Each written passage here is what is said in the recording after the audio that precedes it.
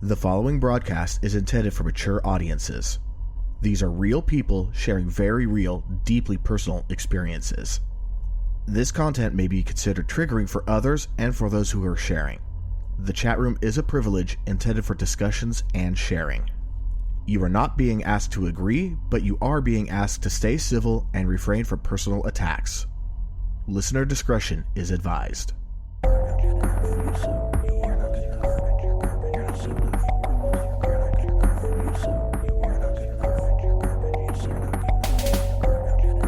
All right, thank you for coming back to Am I Mental? A mostly weekly podcast where real people share real issues or stories about living their lives with mental health issues. I am your host, E, and with us, as always, is our co-host, Bexy. And tonight we have a guest. Her name is Megz. Say hi, Megz. All right, so there is going to be a little bit of a change tonight. You see, Bexy is the one that knows Megz better than me, so Bexy's going to be kind of taking the driver's seat on the hosting, and I'm going to be taking the more of the chat side. But before we get started, again, as always, a shout out to Rachel Conway of Genuine Psychological Services. Unfortunately, she's not able to join us this season. Hopefully, she'll be able to join us next season. A lot of things are going on right now for her, so she's really busy. But if you are looking for a psychologist and you are in the San Diego, Encinitas area, that's the one that you want. If there wasn't that whole good personal friend of mine thing barrier, I absolutely would have her as my therapist too, but you can't do that. But, that's just how it goes. Always we need to pay our bills. So if you like our shows, by all means, share them. That's the best way you can help us. Share them with your friends, share them with family, share them with people who are having a hard time. If there's an episode that you think will help someone, by all means, share it. If there's one that resonates with you, share it. And if you want to help us out in other ways, you can also go to amimental.net/donate. There are a number of ways to donate, but again, sharing is definitely the way to help us out the best. And without further ado, Megz, why don't you introduce yourself?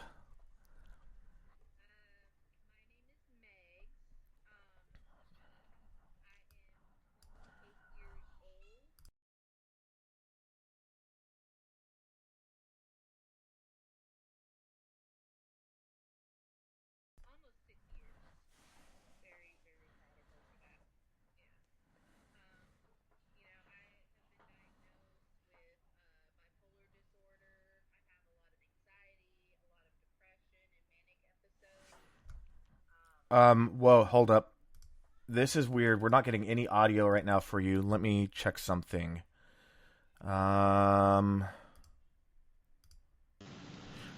let's go ahead and start over. I think we got you now. Can you hear me now? All right, I see your audio bouncing now. Okay, you're good. Okay. So we've got to start from the beginning. My name is Megz. I am 28 years old. I've been sober almost 6 years from shooting up meth and other drugs. I have bipolar disorder, anxiety, depression, and I'm just kind of here to tell you a little bit about my story today. I'm really, really happy that you were comfortable enough to come on the show and, talk to us about all of this. I know it's not an easy subject to talk about at times, but really do appreciate you. And, just so, the audience knows, if you don't mind me telling them, Megz is actually my niece. Yeah. So this is, a story that has personally affected me. And that's why I'm so happy that she's willing to share with you guys. And I still remember the first time that I encountered Megz online. I had no idea who she was, and I saw her bio on Twitter, and I saw that she was celebrating being sober, and I sent a direct message to her saying, look, I don't know you from Adam, but anyone that is celebrating sobriety, that is awesome. Because there's enough addiction in my family to where I've seen it just wreck lives.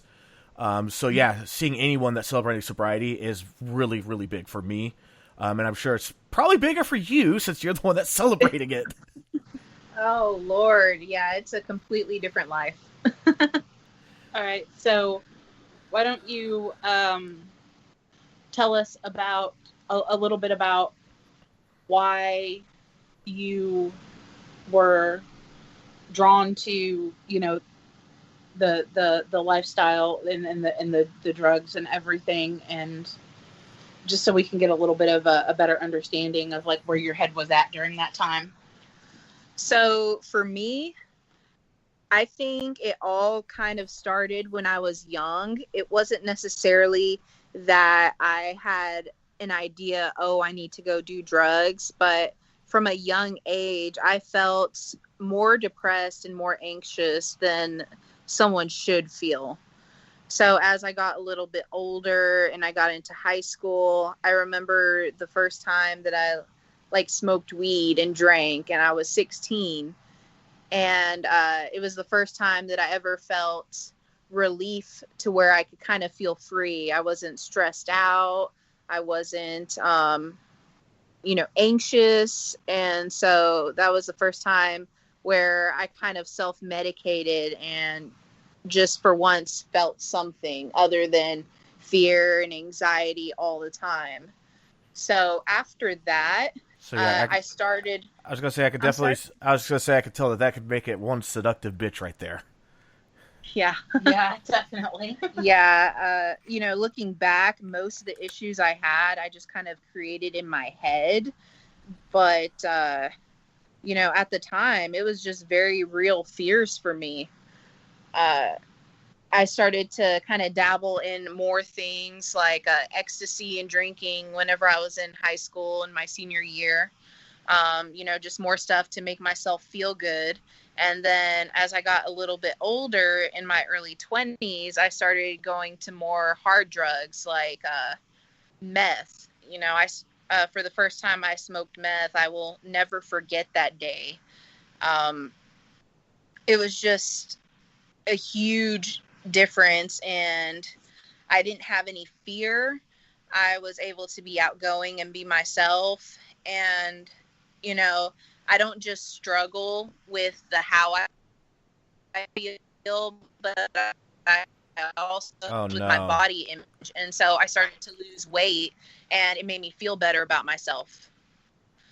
So I started losing weight. I started doing more drugs. And for a while, I was really still kind of able to live my life and do the drugs without anyone really noticing. But then it got to the point where I needed more and more, and it started becoming noticeable. And I knew it was noticeable, but I still tried to hide it anyway. I still, no matter how much guilt I had, I couldn't really stop. Even when my family was begging me to, even when my friends were begging me to, and even when I was miserable, I was just too addicted to, feeling good. And eventually it got to the point where I had been sober for a little bit, and I was doing well. And I remember I was at someone else's house, and I shouldn't have gone over there because I knew that they had drugs. Well, I ended up, smoking again. And that is, I remember my grandma calling me and asking me to come over. And I just instantly, I felt all the blood drain from my body. And I just felt so ashamed that day. I just kind of walked away from everything. I turned off all contact that I had with people and just kind of took off into another city, just, kind of going from game room to the street to wherever. I didn't want to show my face to anyone again. I just kind of wanted to start over. But I had this huge addiction hanging over my head, and it just kind of got worse from there. I ended up meeting someone who at first seemed like a really nice person. I went and stayed with him at his apartment, and then it just turned violent. He was extremely abusive mentally and physically, emotionally. I was just kind of broken down. I did not know when I was going to see my family again. I didn't even know if I was going to live to see the next day. It was just so awful to be in that situation. Didn't you say that he also forced you to stay high? Yes, I had decided, and I told him, I want to get sober. I don't want to be around this anymore. And, I still have scars on my arm and my hands from where he would shoot me up, regardless of how much I didn't want to. So, he was forcing me to shoot up. He was just forcing me to do all kinds of god-awful things that whenever I filed a police report, eventually they said it was so far-fetched they didn't believe that any of it happened, because it was things that I couldn't have imagined one person doing to another person. And It was, and for me, right there, just hearing that just, it pisses me off. I don't have any other way of putting it. You take what's said in the police report and you investigate. Even if you don't think it's plausible, you still got to at least investigate. Anyway, that she had to go through this, and the authorities didn't believe her, and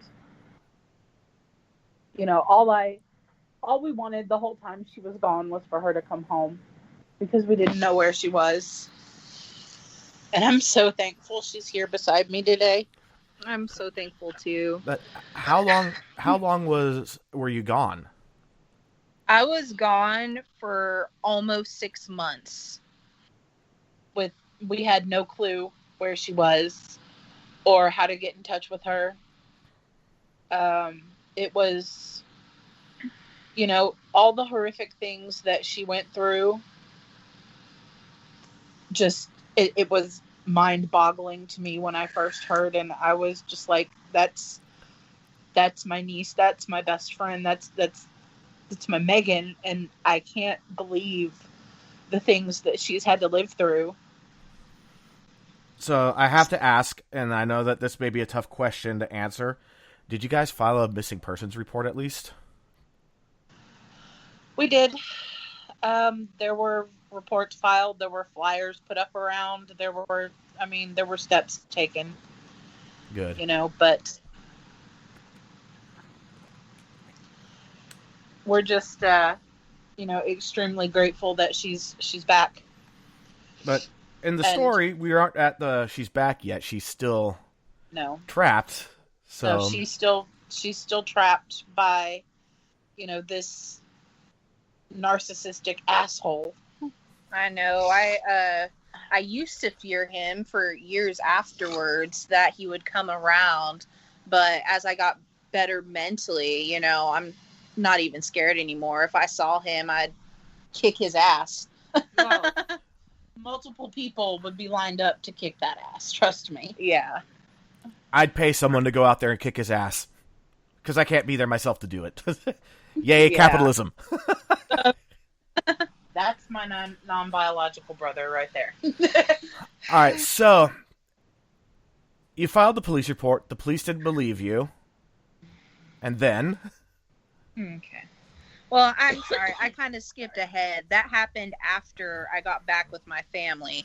Whenever I was still kind of in captivity, I could not leave him for even 1 minute. Literally, if I went to the bathroom, he had to be in there with me. We were both, shooting up, so we hardly slept until we were basically passed out. Anytime I tried to leave, the abuse got worse, and I was just afraid that I wouldn't be able to successfully leave, though I've tried many times. And finally, it got to the point where we're just walking around, we're broken down. I remember that we were in this parking garage and we were looking for a place to go shoot up, and we decided that we were going to go to the Wendy's restroom. So we start walking to the Wendy's restroom, and I kid you not, 3 cops on Segways came rolling up. Never in my life have I seen cops on Segways, but this one night I did. And they kind of rolled up to us. They wanted to check our IDs and check our pockets. And I ended up having a warrant. To be fair, Segways, they can go pretty fast. I got to ride a few. They're fun. Not going to lie. If you try to outrun it, unless you have, like, marathon endurance, they will catch you. Shoot, we were so out of it that we would have, I don't know what we would have done. We would have climbed the Empire State Building to get away. But I was just, at the time, just like play it cool. I had some syringes in my pocket, and he had some drugs in his pocket. Well, they took me in for the warrant I had, and they took him in for the drugs. And I never got charged for the paraphernalia that I had on me, but I did go to jail for the warrant. And the warrant actually stemmed from something I had done years before. I used to write hot checks, and the warrant just came down like the day before that we got stopped. So if it wasn't for that warrant and making me have to go in, I can't even imagine where I would be. That kind of gave me an opportunity to reconnect with my family. I was finally away from him. Whenever I was getting processed, they had told me that, under my name, there was a phone number and stuff from like MHMR. And so that phone number turned out to be my dad's phone number. And when I first called, he didn't answer. But later on, they figured out it came from the police station, and they went up there to see me. And I kid you not, like, I was probably just a little over 100 pounds. I was just stick and bones. My parents cried when they saw me. I looked so awful, so beaten up. I had bruises. I had one bruise on my arm in the shape of a hand from like grabbing me. And just, it was awful, but it was the beginning to me becoming sober. So I ended up sitting in there for a little while.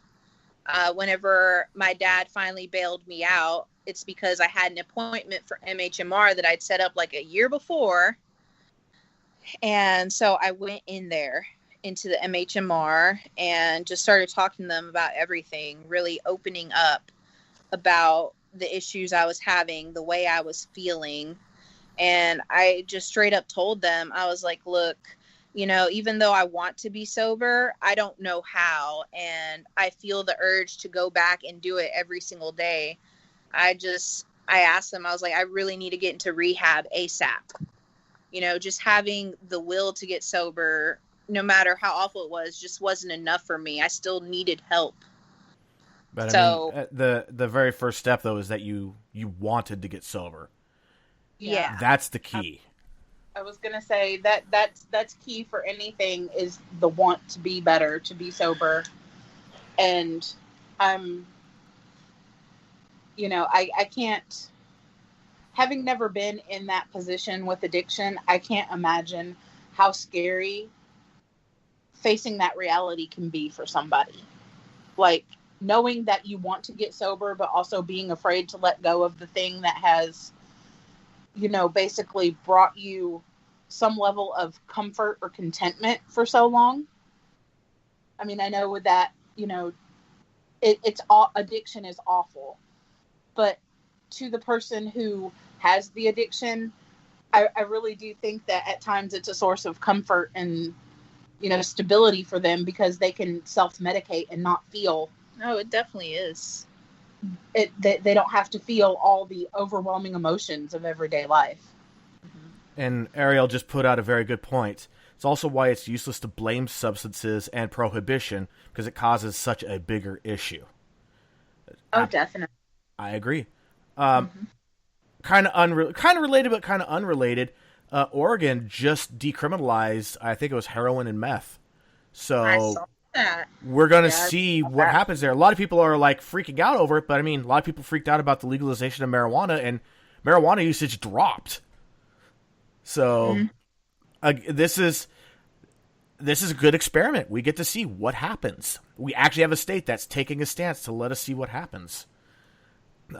It's nice to see some states starting to end the war on drugs. Yeah, it's definitely it's definitely something that, in my opinion, needed to happen a while ago. You know, I'm glad that, you know, somebody's taking that first step and saying, hey, let's try this and see what happens. If I remember correctly, Portugal actually legalized everything and redirected their money that they were using for drug enforcement to rehab and education. And they've seen a sharp decline in usage and overdoses in everything. Mm-hmm. I wonder if that's the place. I read an article earlier about a place that had, you know, had that kind of experience. I think it would be very interesting to see. I feel like we're still a long way from every state perhaps wanting to do something like that, but it's definitely a step in the right direction. Right. And again, it's one of those things, time will tell for sure, but other countries that have done it and other places that have done it have seen very positive effects, which gives them cause to at least try. You know, it's not like they're doing this without any background information whatsoever, which that would be scary as hell. But that's aside from the subject what we're talking about. It was just I wanted to throw that out there that we're starting to see. And Ariel also pointed out that there's other states that have done it too. So it's not just Oregon. There's other places that are definitely helping out with that kind of stuff. That's awesome. Nice. And it's also said, you know, not just throwing people in jail for small amounts, which, I mean, that was the worst part of this whole war on drugs. You know, it was people that were addicted that were getting hurt the most. Not the dealers, the addicted. Yeah. So you went ahead and you demanded to go to rehab. Yes. So I ended up probably 2 weeks after I was out, finally getting in to go to rehab. I went to this place called Pine Street. And in there, you know, I met a bunch of ladies. They had, you know, the ladies section, and they had another section, which was the men's section. We weren't allowed to talk to each other at all, except for maybe in like group meetings where we would all have a meeting. But inside the rehab is where I started to kind of learn ways to cope.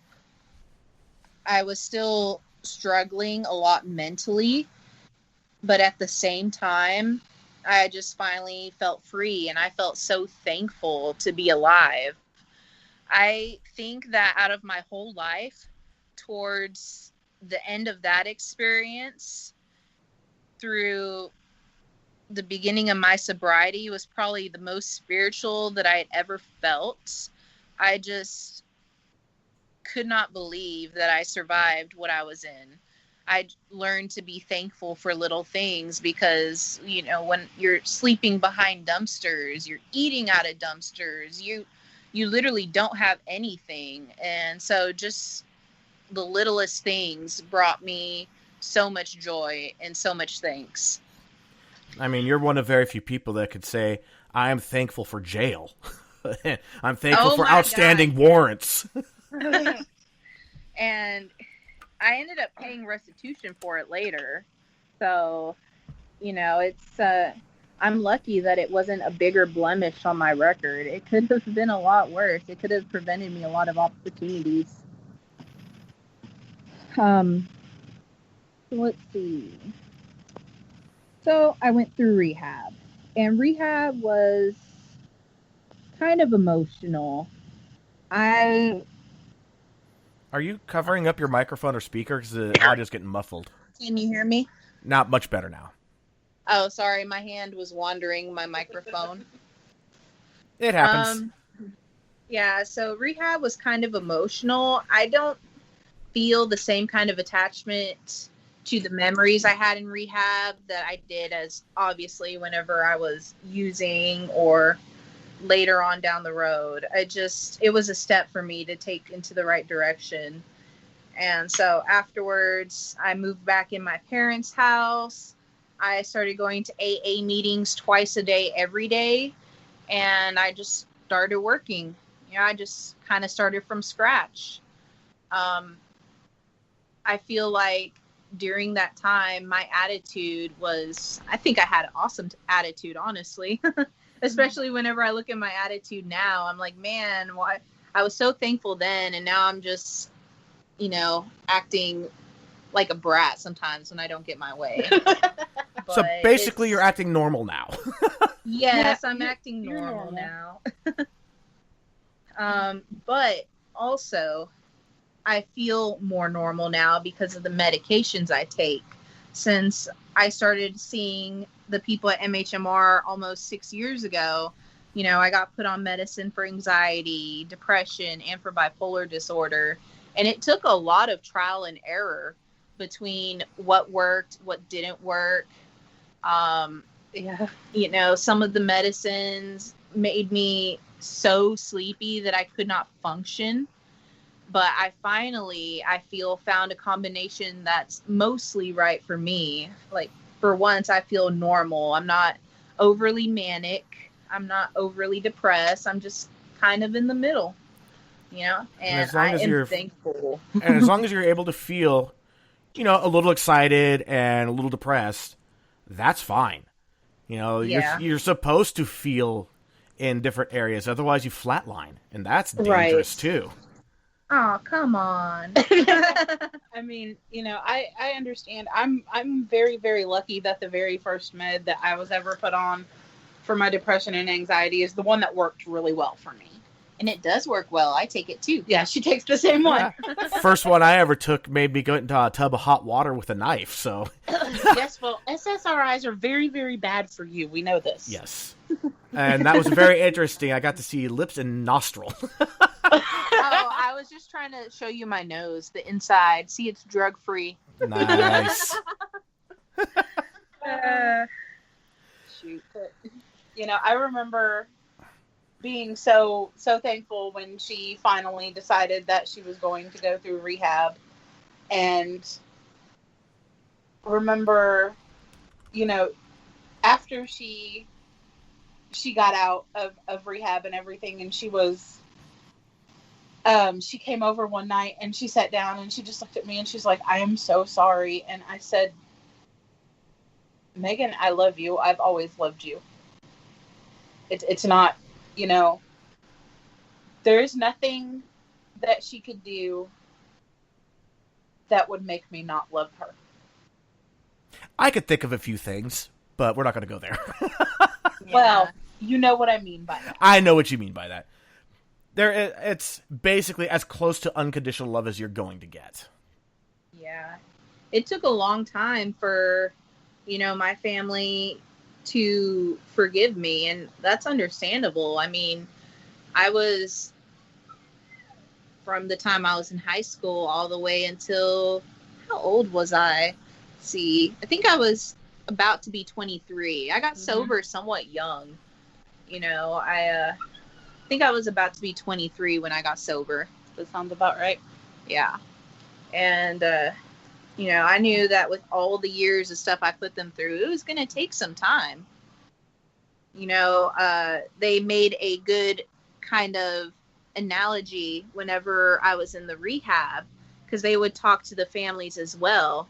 And they were telling the families how whenever you have someone, like for myself, the addict, whenever the trust starts, it is like a water tank filled, like a fish tank. It's essentially filled with water. But what happens over time, it gets chipped away at until it breaks.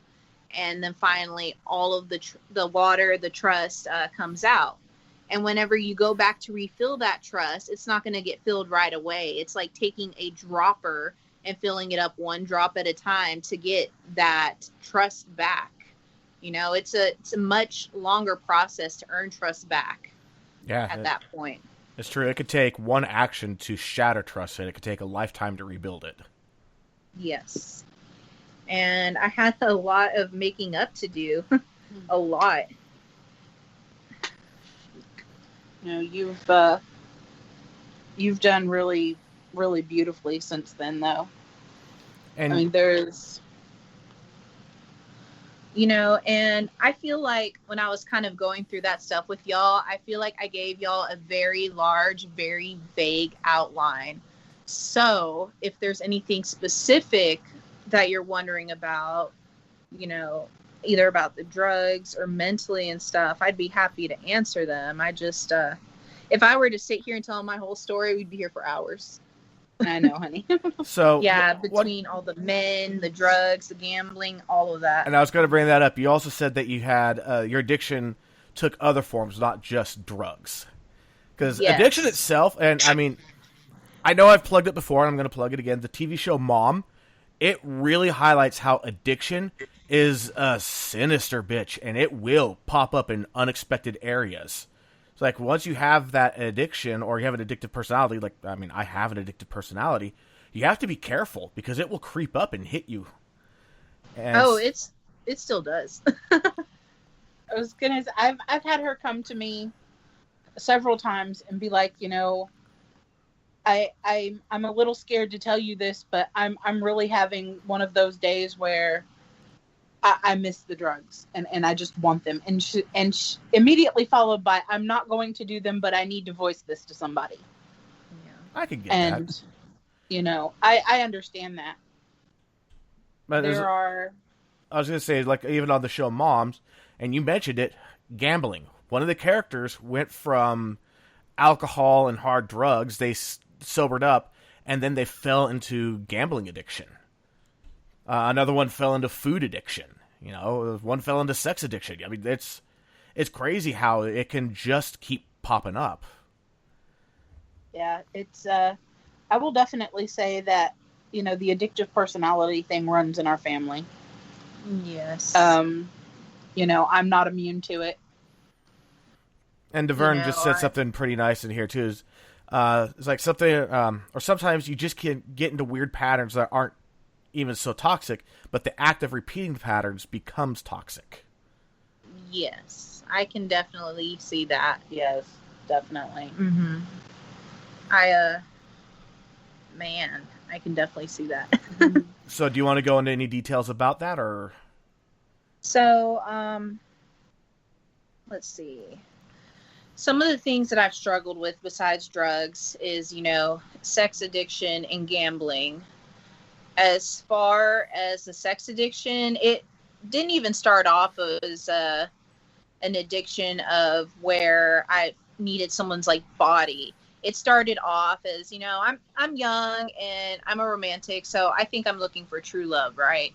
So I start dating different people, but all of the people I start dating, they're only interested in one thing, and I'm still I'm not necessarily naive, but still with those thoughts of, this could go somewhere. And it started off, being kind of innocent, me trying to find another person, to the point where I was using it to kind of validate myself, to where, it was just more and more people. And I got to the point where, most people know how many people they've slept with. I got to a certain number and I stopped counting because I lost track. And it's, that's one of the things that I'm ashamed of. I feel like I have a big X on my back from that, from something that I wasn't even thinking originally, hey, I'm going to go and do this with all these people. It just kind of happened and snowballed all over the place. And then the same with the gambling. It took the form in scratch-offs. It took the form in game rooms. I would go and I would end up wasting all my money there. Or I'd get to the point where I start winning, and that addictive personality in my head just kept telling me to keep going and keep going. And with my mentality, it's never enough. So what happens every time is I'll keep going until I lose it all. I'm not ever satisfied with where I'm at. And so, that's something that I found with my gambling. I pretty much never win because of my mentality, which is I found in common with a lot of addicts who I've spoken to in AA and NA. It's never enough. One drink is never enough. One time doing a drug is never enough. One scratch off's never enough. It's just, that instant gratification. And you're always chasing that. Yeah. That feeling, that high, no matter what it Yes. comes from. Trying to get that endorphin rush. Yes. And, you know, speaking of rushes, like, even now, with me having been sober this long, I can still physically and mentally remember the first time I did, like, certain drugs. Like, the first time I shot up, the first time, you know, I took Xanax or whatever. It's something that does not go away with time. From people I've talked to, like, that's how addictive those drugs are. They hit just the right spot in your brain and in your body to where your body and your mind just craves them forever. You know, one of the things that they like to talk about in recovery is I am my own biggest, you know, like, what's the opposite of a cheerleader? Like, you're your own worst enemy almost. Yes, I'm my own worst enemy. You know, most of the things that happen to myself is unresolved mental issues. And what a lot of times they like to refer to it as is they call it a spiritual malady. You know, there's something in your brain and your soul that's just not quite right. And that's why you're always trying to fill that void. That's kind of how they refer it to. I can see that. And then that makes the 12-step program kind of thing make a lot more sense. Even though there are some secular recovery programs as well, it's just the 12-step is just the most well-known. And that whole filling a void, that's what the 12-step does, from my understanding. Yes.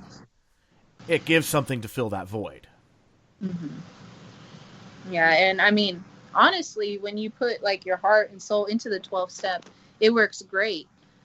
The thing that a lot of people don't realize is you don't just do the steps and you're done. The last two steps, 11 and 12, are steps that you have to continuously do for the rest of your life for you to maintain that same kind of gratification from being sober. You don't necessarily have to do it the way that they outline it, but those principles are kind of what you need to live by. And then sometimes whenever you start feeling like a dry alcoholic or a dry addict, they recommend you kind of start over and just kind of clear things out again. You know, there's so much that they have you do on there, like going and making amends, admitting your own faults, things that are very difficult for people who are addicts, in my opinion, to do. Like, I've talked to many of them, and we're all kind of the same mentality. You know, sober, do-it-yourself kind of people, just stubborn, whether we like to admit it or not, kind of narcissistic. There's just so many traits that are in common that our brain is telling us to do. You know, our brain is constantly, like, trying to kill us and get us to do the drugs. That's the way most of us feel, you know, because we don't just walk by and, like, oh, look, a drug, I think I'll just do that. No, there's something in your brain that's wanting you to do it up until you do it again. And it gets worse if you don't deal with it. Yeah, learning how to deal with that, I imagine, is one of the hardest things that you have to do. Learning how to silence that voice in your head that says, oh, hey, you know, it would be really great if we had some meth right now. I get thoughts like that all the time. I'm sure I felt that way a couple times this week and probably last week. Yeah. I have dreams about it all the time. There's some different dreams that I'll have, and in these dreams, I'll relapse. And every single time I relapse in my dream, I am so regretful and so upset. And when I wake up, I'm like, oh my God, thank God I didn't do that. I remember you telling me about that and how you would wake up with even more resolve to stay sober because you felt so much disappointment in yourself. Yeah. So even your bad dreams are actually good for you, it sounds like, in the long run. Now they are, yes. My mentality has changed. Now, definitely what question true. I have is, when you do have that urge or that thought that pops into your head, is it better for you to just stuff it down, or is it better to acknowledge it and then tell it to, like, to basically piss off? Or, I mean, like, how do you handle it? So the way I handle it, you know, I'm human, so I'm gonna mess up sometimes. So it's not that I necessarily go back to the drug, but sometimes I kind of dwell in those thoughts. You know, I'll start dwelling in all the good times, but eventually while I'm dwelling, my mind will kind of go back to where things were at rock bottom. And then I'm at that point, when it gets to that point, I don't want to do it anymore. I'm just like, eh. So the best thing that I found for me to do, and it's just really simple, is just distract myself. I can talk about it with someone. I don't always have to talk about it though, because it's not something that I feel will strongly affect me at that point. At that point where it's just kind of a thought that's been passing in the day, I'll take a nap, I'll talk about it, whatever. Now, when I get to the point where I start thinking about it every day for like a week or two, that's when I have to talk to someone about it. Because if I don't, it's going to be trouble. I still have those issues, even with taking medicine, where if I dwell on it long enough and don't do some kind of course of action, I'm sure that I would eventually just end up walking away again and doing the exact same thing. And not necessarily because I want to, but because I'm addicted to that feeling. All right. And, of course, the associated shame that causes you to walk away. Yes. Yeah, that has been a great source of... It's been a great savior to have that shame. You know, if I didn't feel shame, then I'm sure I would go back and do it. I have no doubt I would. And it sucks. So I don't really want to, you know, you don't feel high forever when you do it. Eventually you're doing it just to feel normal. It's not something that I wish upon my worst enemies. That's saying something right there. Because everybody has some enemies out there. Yes. Wow, this chat room has been really quiet. I have a feeling everyone's enthralled because there's a lot of people in. Yeah, I think so too. I mean, this is a story that not a lot of people get at this level. You know, you always hear about, you know, oh, my life with addiction, but it's like those TV shows. They bounce around between so many different people that you don't really get that nitty gritty personal, you know, point of view. You kind of get that 10,000 foot view. And this here is awesome that we're getting that view. I mean, I'm sorry that you went through it, but thank you so much for sharing it. Oh, definitely. Thank you for sharing. You know, this is the one thing that, you know, I've learned in rehab, in AA, and just even from my own self-experience, the best thing that I can do with this experience is to just share. I don't necessarily need to go up to someone and convince them, hey, you need to get sober, but I can share my story. You know, I've heard many people say, and I found this to be true, that you can listen to different people's stories, whether they appeal to you or not, but there's going to be someone that one part just appeals to them and can make a world of difference.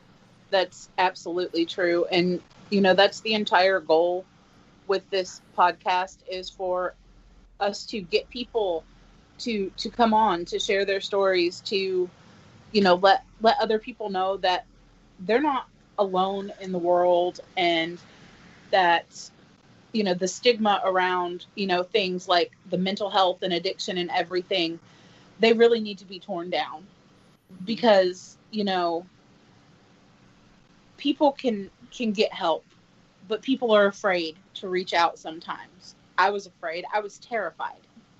Yep, same. And I'm grateful that I did. And one thing I was going to say is, you know, that Megz was talking about was how she's not trying to go up and tell people that they need to get sober. They're, you know, you're just sharing your story. And I was just thinking about, you know what the worst possible phrase is that you could tell someone that has an addiction? You need to X, whatever that X happens to be. Yeah, I right. know, I what the heck? 1 second. Well, you know, telling an addict you need to do X is kind of, I would assume that they would take that as a big, well, what the hell do you know about my life and my experiences and what I've gone through? Fuck you, you know? It's going to be one of those things where it's like, well, I'm just going to do the opposite of what you said. That's just how it's going to be. Well, you know, I'm not going to listen to you. Yeah, you don't know me. Addicts don't even like listening to other addicts half the time. We all want to just talk and talk and talk. All right, sorry about that. Got a new alarm clock, and apparently there's a difference between AM and PM, and I'm not going to say whose fault it was. But there's only two people that are in this room, and one of us screwed up. Well, oopsie. Dang. Yeah. And the alarm wasn't even at maximum volume. It's called a sonic bomb. It goes up to 113 decibels, and it shakes the bed. Oh, my God. To put in perspective, 110 decibels is a rock concert. 120 decibels is a jet taking off. So this is louder than a concert, but quieter than a jet taking off. Yeah, you've got one heck of an alarm clock there. Oh, yes, I do. Maybe that's what I need to get up in the mornings. They're not that expensive. And they have a USB port in the back so you can charge your phone off of them, too. Nice. This is one of those things that used to survive. Like with my seasonal affective disorder, right now is like the worst time of year for me. I will sleep through everything. I cannot sleep through the bed being vibrated and something going 113 decibels next to my head. Challenge accepted. Yeah, Devern just said it right. It's basically a train horn decibel, too. You're going to lose your hearing, bro. Nah. 120 is where extended listening could actually cause permanent damage. Like ambulance sirens and fire truck sirens do about 140. So that's where like real damage comes in there. But yeah, I mean, this thing's as loud as a rock concert, as sporting events. I mean, it's crazy. And it's not very big either. No, it's really not. I've seen the clock. Oh God, they're evil. I love it. It's compact. I really wanted to stick a "that's what she said" joke in there somewhere. I just couldn't find the best place to put it. So that's what she said.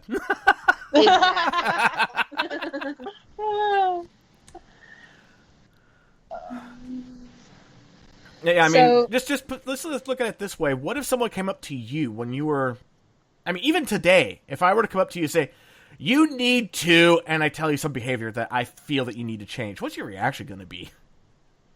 Screw you. It's always going to be kind of, well, I wouldn't necessarily say today. I'm a little more open-minded, but before it was a definite just get away from me type deal. Like people would come up to me and they'd talk about their sobriety and stuff, and I'd just be like, oh, cool. You know, I'd chat with them politely, maybe make a promise or two to try, and then walk away. Yep, and give me my banana bread and walk away. And Brandy just answered my question with my answer. Do the opposite. Yep. Like, you need to stop X. Okay, well, I'm going to do it right in front of you now. Yep. No, but Yeah, so, are there any anybody in the chat have any questions or anything like that? Not yet. Okay.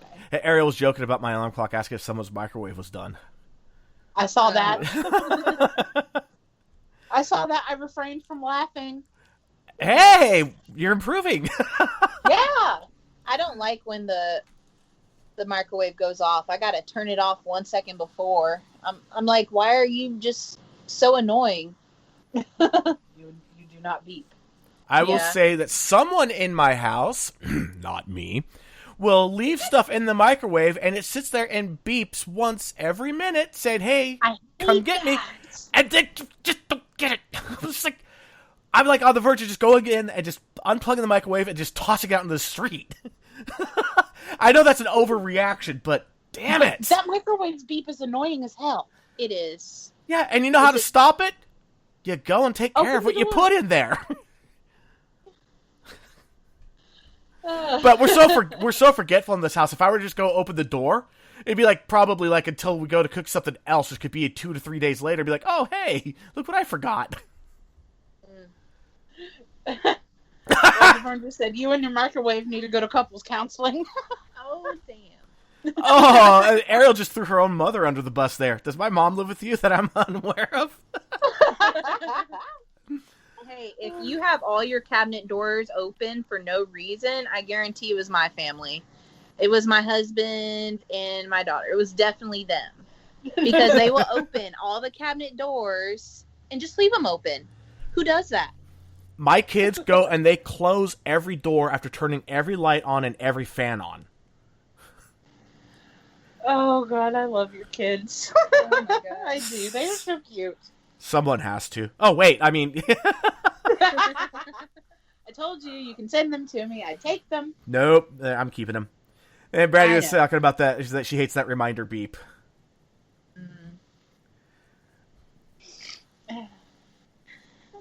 So everyone's goofing off in there, no questions, though. I mean, y'all are intrigued by my story, but Yes. to me, it's just another story about addiction, you know? Yeah, but to a lot of us who have never had, that kind of issue with this kind of addiction, it's something where I mean, even hearing this again, I'm sitting here and thinking, holy crap, just the things that you had to, that you went through, and how that must have, just been so awful to want to break free from all of that, but not really have a way to. Right. I'm very, very glad that when the opportunity presented itself that you got out. I'm glad that the opportunity presented itself while you were still alive. Let's be. Yes. And I mean, I just, for me, it's I just can't imagine, having that mentality, I want to get sober, and being with someone that's like, no, fuck you, and they shoot you up. I just can't. I don't know what that would do to me emotionally. He was like my own personal devil. It was, I like, to me, even now, sometimes I look back and I understand he has his own issues, but the way that I felt and the things that he did to me, I felt like he was a demon, honestly. I cannot imagine a human doing that to another human, just the things that happened. I cannot imagine. I'd say that's probably a pretty apt comparison, actually. I would say that, I mean, I've heard it before, nothing treats humans worse than other humans. And that's proof right there. And Yeah. Brandy said, it's not just another story, it's your story. Your journey of overcoming adversity. That is very powerful. Never discount your story.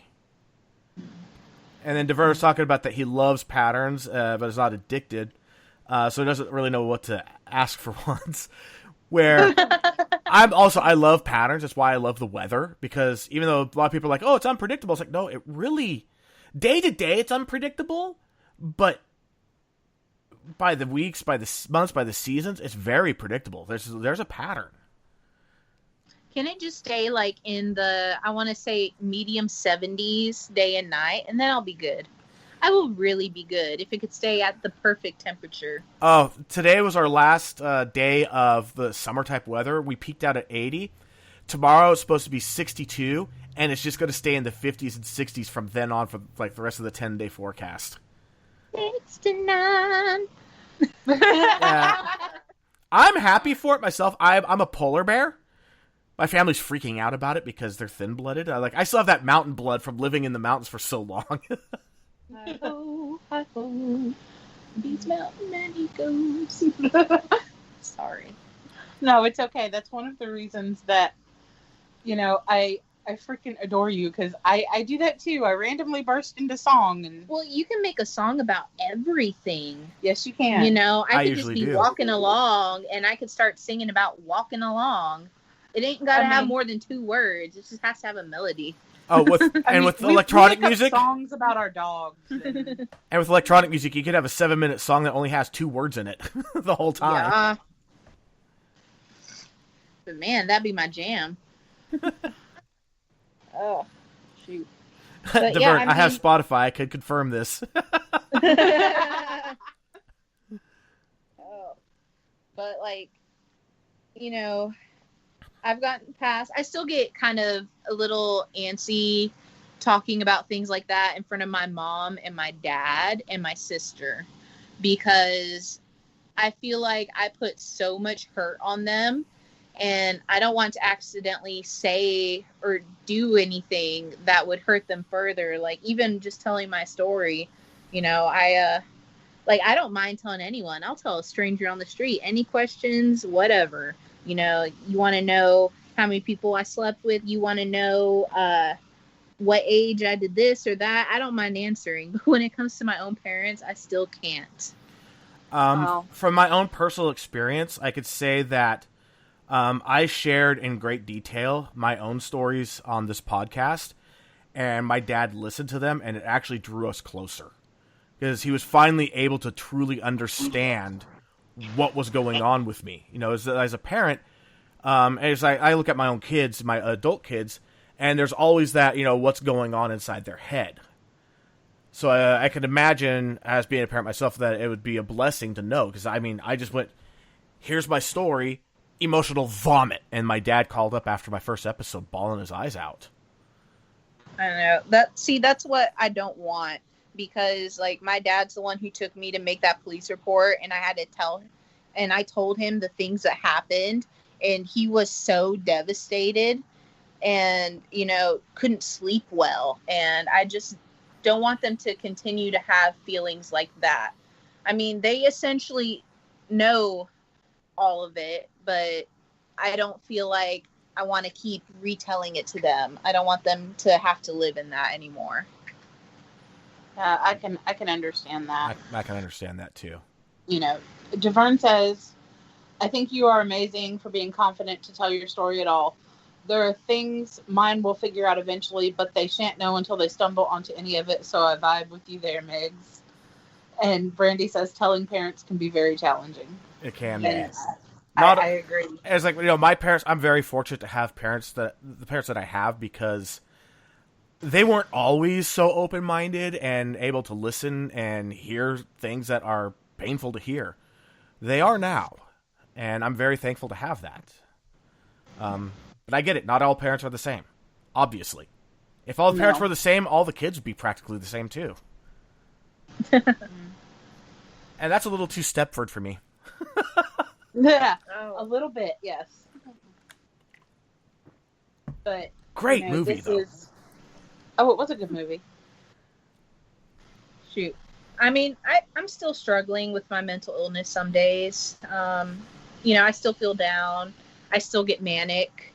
It's not as bad as it used to be. And, you know, before, I've always felt like I've had superficial friends. And I've always felt like I'm a person who doesn't really have much of any friends. But I do have my Bexy here, my aunt. She is also my best friend, who I tell everything to, whether I'm ashamed or proud. You know, I have someone that I can vent to about things. And it's, you know, amazing. And sometimes I'm sad. Like, I think, man, I have no one else to hang out with. Because, like, if Becky doesn't feel good, I'm not going to make her hang out, you know? Just like if I don't feel good, she ain't going to make me hang out. Exactly. So, but then I'm like, dang, I only got one friend. What the heck am I supposed to do? But, I mean, I'm thankful because I have my family. And, you know, I'm married now and stuff. I've got a house. I've got 3 dogs. Oh, my God. I've got a child. Yes. Ooh, that child. She is challenging. Let me tell you, she is so challenging. She's not a bad kid, though. She really isn't. But I feel like children are becoming hormonal at a younger age. And I swear it's whatever they put in the food. And we should, you know, clarify that, you know, her child is... she's my stepchild. She's a stepchild, but it is Megan's child. I mean... Yeah. Kind of like with my son, my oldest. Yes. He's my stepson, but he's my son. Exactly. You know like, exactly how that is. It's like yes, I have a stepmom, but she is my mother, you know? Yeah. Yep. It's like, you know, I don't consider Megan's child not my child. My like not related to me. That's a great niece. You know? I mean, I like to mess with my husband, and when she acts up, I'll be like, look at your child over there acting up. The child is always someone else's when it acts up. Yes. Yeah, it's kind of like when my other best friend will call me all the time. Do you know what your son just did? And I'm like, what did he do now, girl? And then I'll call her about Adam sometimes and be like, do you know what your child just did? Just like my sister and I be like, you know what your mother just did? But going back in the chat here, Dever was saying, about how you two are so close. So that's why you sound the same. I was like, Bexy Megz and Megz Bexy? And then Ariel's talking about how you felt like, you'll have less and less friends, but the friends that you do have, it's maybe a few, but it's a lot tighter. It happens a lot as you get older, too. And Brandy said, one real friend is better than several fake friends. Yeah. And DeVern's like, I've never had many friends, so I shall be the opposite. And Brandy, I mean, I know Brandy quite well. I want to get her on the show, to be honest. She's a fascinating person, seriously. And when she said that she said in the chat that her parents are more critical than accepting, which is the reason she could tell them nothing. I know this firsthand. I know her dad. I don't know her mom, but I know her dad. I worked with both of them. Her dad's intimidating. Not gonna lie. And I don't get intimidated easy. I do, especially when I was younger, get intimidated by my dad. But man, you know how I keep saying I feel like most of the problems I had were in my head? Looking back, I can see the things that I thought, how wrong I was. Like, I've realized now that I could have gone to my parents and opened up. I could have, said, hey, I don't feel right mentally. But those were things that I never even thought to ask. And literally, I had so much anxiety that I was scared to ask them for anything. And I used to think it was because I was so scared of them. But now I realize that it had nothing to do with them themselves. It was all me. Well, it's I've said it before and I will say it again. Depression and anxiety, they're liars. They make you believe things that are absolutely not true at all. I mean, I struggled for years with feeling like I was just the biggest, most worthless piece of trash on the planet. No. And my brain just reiterated that to me constantly. No, you don't get to take that crown from me. I'm kidding. I'm kidding. No, but I used to feel that way too. Yeah, I was going to say, you stop that, you're freaking wonderful. I'm not trying to inflate your ego anymore. But no, pop that ego.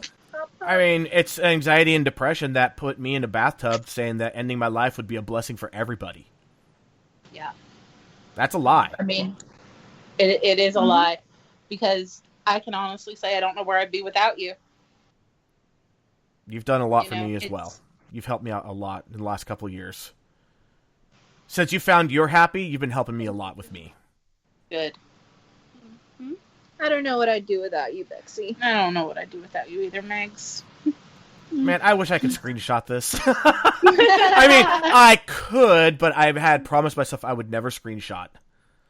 Oh, we don't care if you do. No, I'm not breaking my promise. I'm going to stick by this. Hang on, I got you, bro. Hang on. Oh no. We're going to have to send him a selfie when we get done.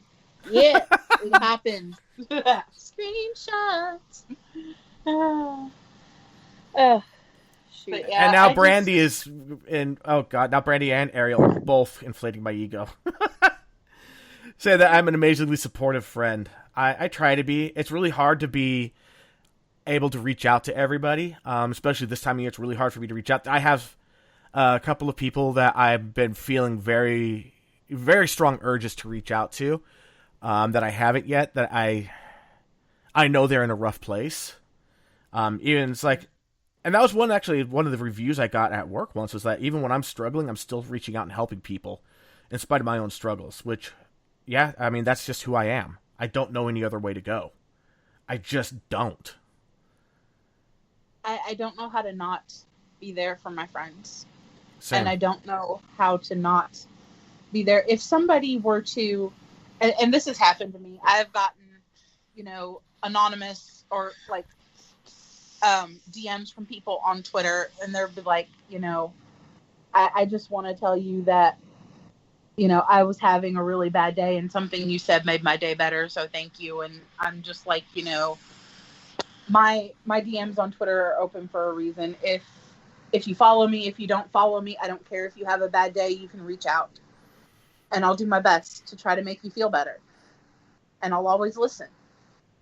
And Man, my woman over here, she is popular as hell. She's constantly twiddling, DMing, just all kinds of stuff. Oh my God. Messenger, and I'm like, what? My notifications go crazy between my text messages, my Snapchat, my Facebook Messenger, my Twitter DMs. I mean, it's just like we'll be watching music videos, and I'll see her looking at her phone, just clicking constantly. And so whenever a good part comes up, like say AJ and the Backstreet Boys is about to Yes. put on his cowboy hat or whatever. Megan's like, look. I tap her and I'm like, look, and her glasses will plop down onto her nose, and she'll look and be like, oh, thank you. It's like it's how we do. And I'll get that way sometimes with my notifications. Like I'm like just trying to play a game, and like half the time I'm on the game, I'm like, swipe up, no, get away, swipe up, no, no more notifications, stop it. Just... The only notifications I get are from my books. Like I download apps and I read books, and I get notifications from those. But besides that, unless someone's trying to buy some shingles from me, that's a different thing. That's a job thing. That's a job thing. Or unless it's my book telling me, hey, read this book, I'll refresh and I'm like, dang, can't someone like something I said, or what's going on here? And then I'll just text Becky, I love you. Yeah. And Bexy can attest to it. It doesn't happen overnight to get where you start getting that popular. I don't necessarily want to get that popular, though. I don't know how I do it on Twitter, but I get my accounts up to 1,000 people fast. And once I hit that 1,000 people mark, it starts skyrocketing, and then I get banned. No. I know. I hate that you're banned. God, I miss you on Twitter. I miss you too. I usually try to keep a ratio of about 100 following me to 1 follow, which it's kind of hard because a lot of people are like, follow me and I'll follow you back. I'm like, I don't need my feed that polluted. Sorry.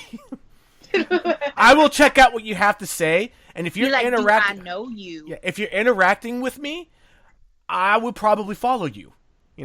That's how it took me forever to get it. It took me forever to get an e-follow.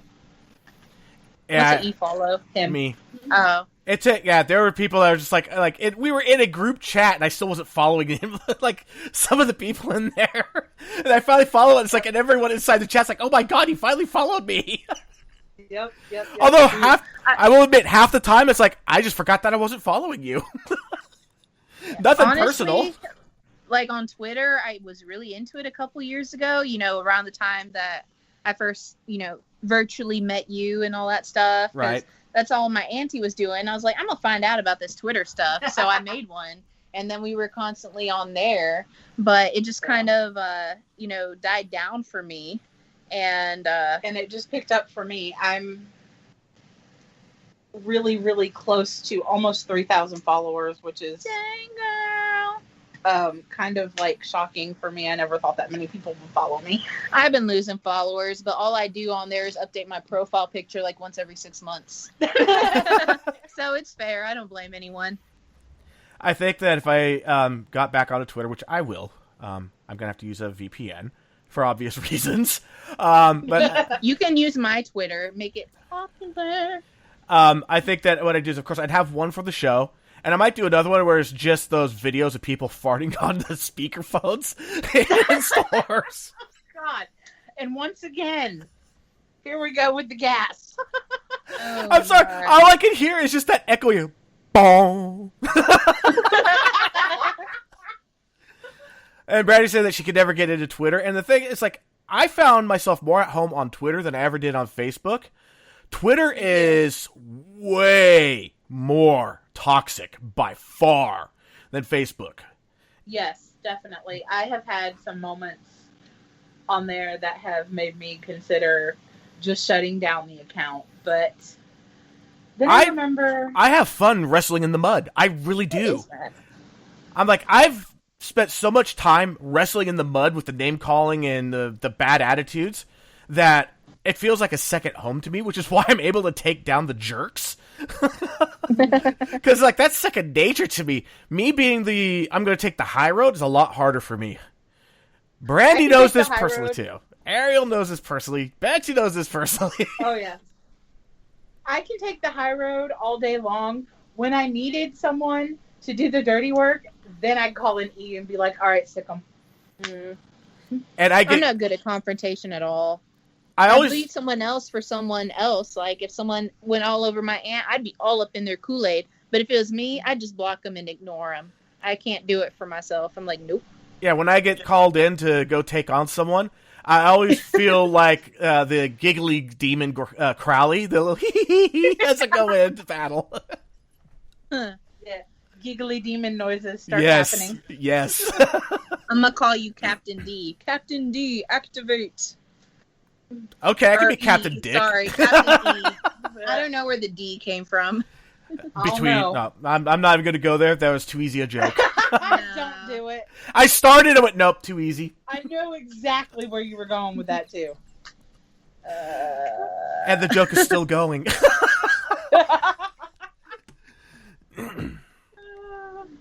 But yeah, Ariel did bring up a very good point. Like, Facebook can be super toxic, too. But it's a lot easier to avoid it on Facebook, where everything is basically public on Twitter. It allows it more. Yeah. Which is true. Yeah. There's a lot more organic impressions on Twitter than there is Facebook.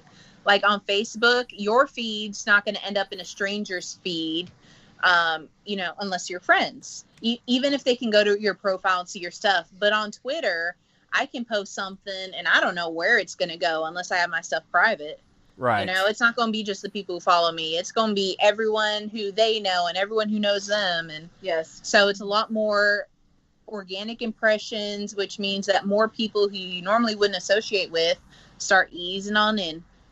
Yeah, and sometimes, man, the trolls on Twitter are horrible.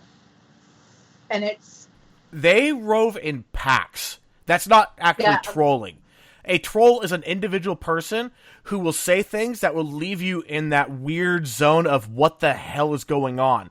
These people are they're thugs. They're Twitter thugs. Because they go in groups and they're just nasty. They are some of the biggest bullies I've ever encountered. Like, they will definitely, they will gang up on people, and anyone that they perceive as weak or, wrong in their eyes, and they will gang up on people and just give them hell constantly. Where I could sit there having 150 people attacking me, and I'm just like, swat, swat, swat, swat, swat, swat, swat, swat. Yeah, shut up, get out of here, you're stupid, go away. And they're like, oh, you're so mad? I'm sitting here giggling as I'm doing it. I'm like, yeah, I'm mad, I'm laughing. You're projecting. I've gotten to the point where, I'm like, I ain't got time for this. And so the second someone says something negative, block.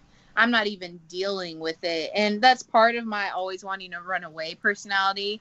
But that's also, I've realized I can't change people's minds. And if so, what's that got to do with me? Why am I going to argue with George from Florida over something to change his mind over something that doesn't even matter? I'm just like, I don't give a shit about George from Florida, okay? Yeah, I've developed that attitude as well, because anytime I get any kind of negative comments or anything like that, my first response is I'll sit, I'll reread it, I'll think about it, I'll reply with something snarky, and then I will immediately block them because I'm done. Right, and then DeVern pointed out something, and again, this is just right up that same alley. I'm going to censor it a little bit. He said they did it to me on my art Twitter for my fetish art, even though they're the ones that followed me and liking the posts. And that's it. And it's like, we have a mutual friend who they do, it's nude modeling. Amazing artistry. Yet, some people don't appreciate it. And you know what? If you don't appreciate it, that's fine. Move on. You don't have to look. You can mute. You can block. Yeah. You can not follow. Yeah, I swear some people cannot live without finding something to complain about. And social media really brings that out. Like, it really brings that out. Everything is of dire consequence. I mean, I have learned that where I used to think if someone was really down on me, it was something that was wrong with me. And now I know that's not true, that there's something fundamentally wrong with the people who are constantly just trying to drag everybody around them down. They need help. Yeah, and because you don't have to be that way. Not to name names, but the one person that comes right off up mind to me, first initial is Carlos. Oh wait, that's not an initial. Oh my God, Carlos! I don't know who Carlos is, but oh my God. Oh, Carlos was an idiot. You know what? I will go ahead and send you a link to my shared. God, what did I do? What did I call it? Textbook irony album I made just of Carlos, where all I responded was textbook irony with the finger pointing up, because everything he said was just so ironic because it was all about him. Even Ariel, oh my God, Carlos. I was gonna say, yeah. I mean, well, for me, the biggest issue I have had with Twitter has been one person, and you know exactly who it is. Is it that one? Oh yeah. Is it that one? That one? Okay. The one that always blocks me immediately before engaging, because I make that person feel like a fool. I have actually not heard anything from them for quite some time, thankfully.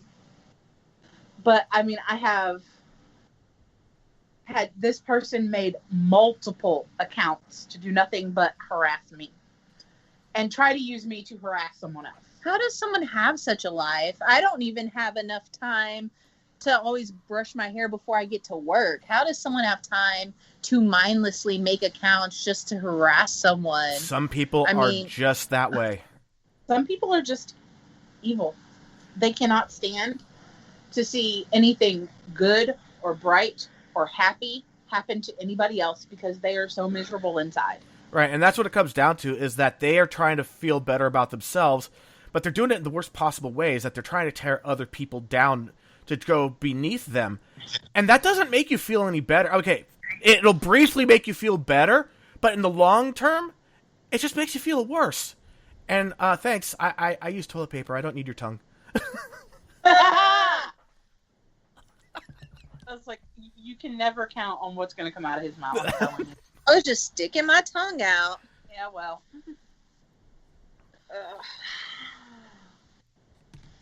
Yeah, and right now, Devern and Ariel are having a conversation about the art, and talking about like Tumblr, which used to be fantastic for art, and then Tumblr just got toxic. I thought Tumblr was all about people showing their naked pictures. That's Tinder, isn't it? No, Tinder is where they date people to get naked. Okay. Tumblr is where they just put their naked pictures. I've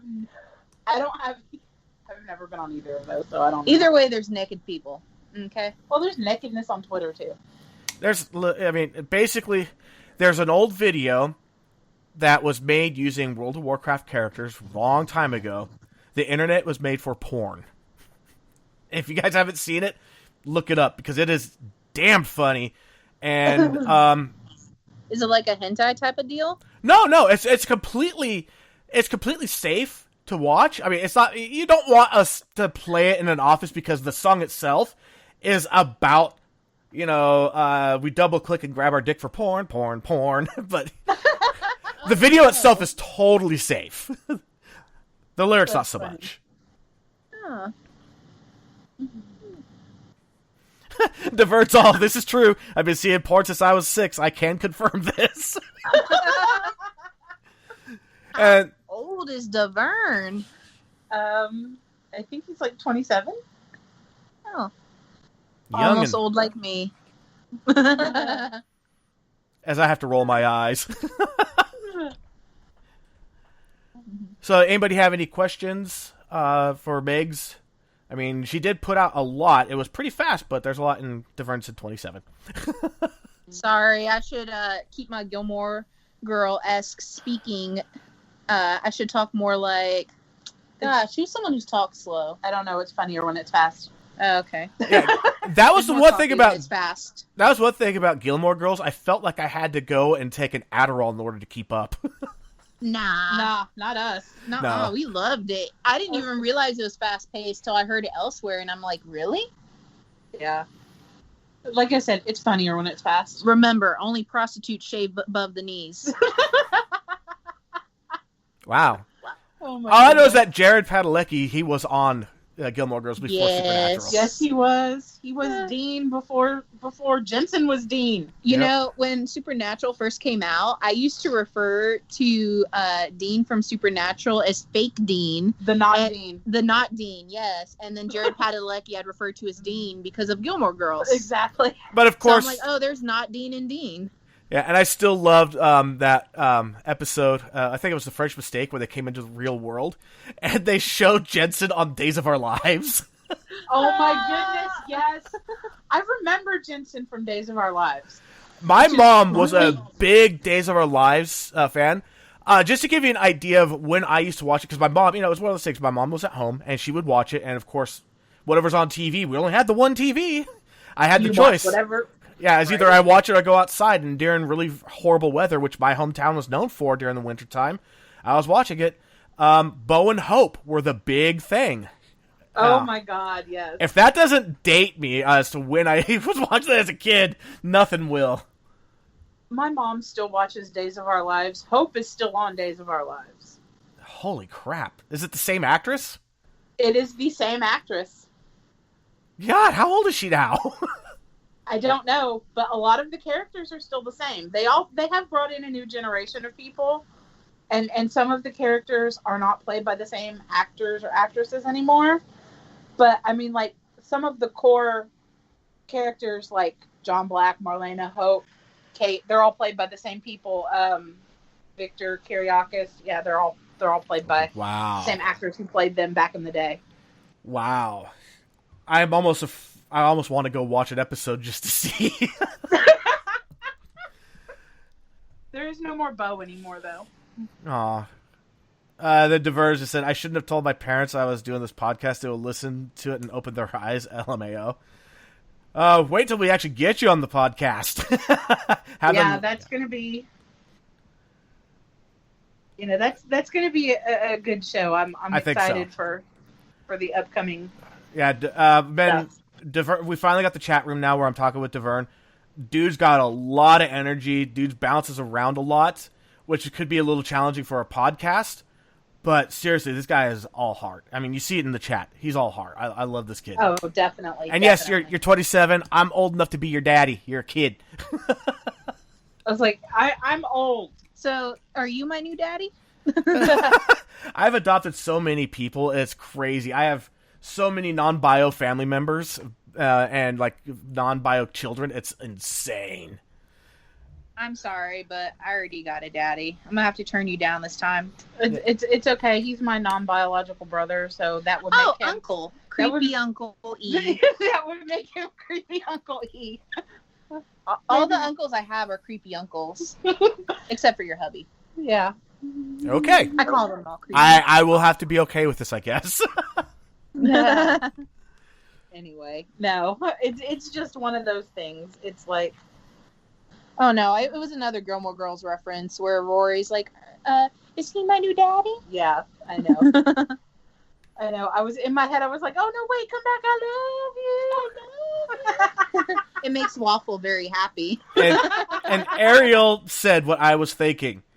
Are you his dad or daddy? Two very different things. Oh, Very different Lord. We'll just go with father. Fatherly figure, male role model. Jesus, you guys! Dirty minds. My God.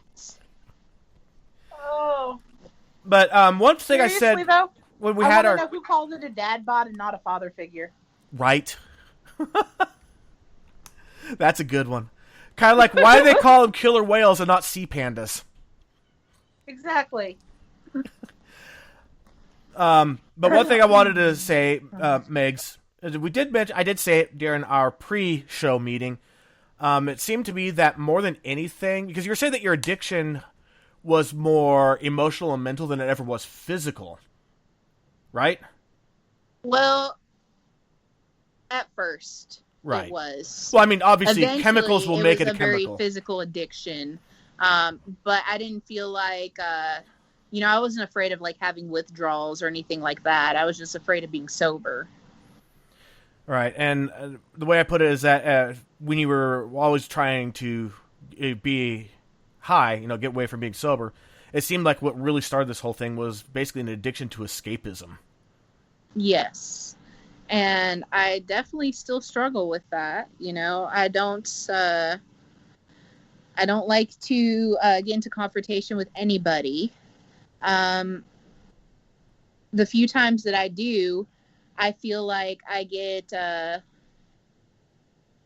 become overwhelming. Like, if I'm trying to get onto someone, it's hard for me to hold back. It's either all or nothing. So I try to not get into confrontations. So you are the literal, like, how would I put it? My brain just farted on me. Sorry about that.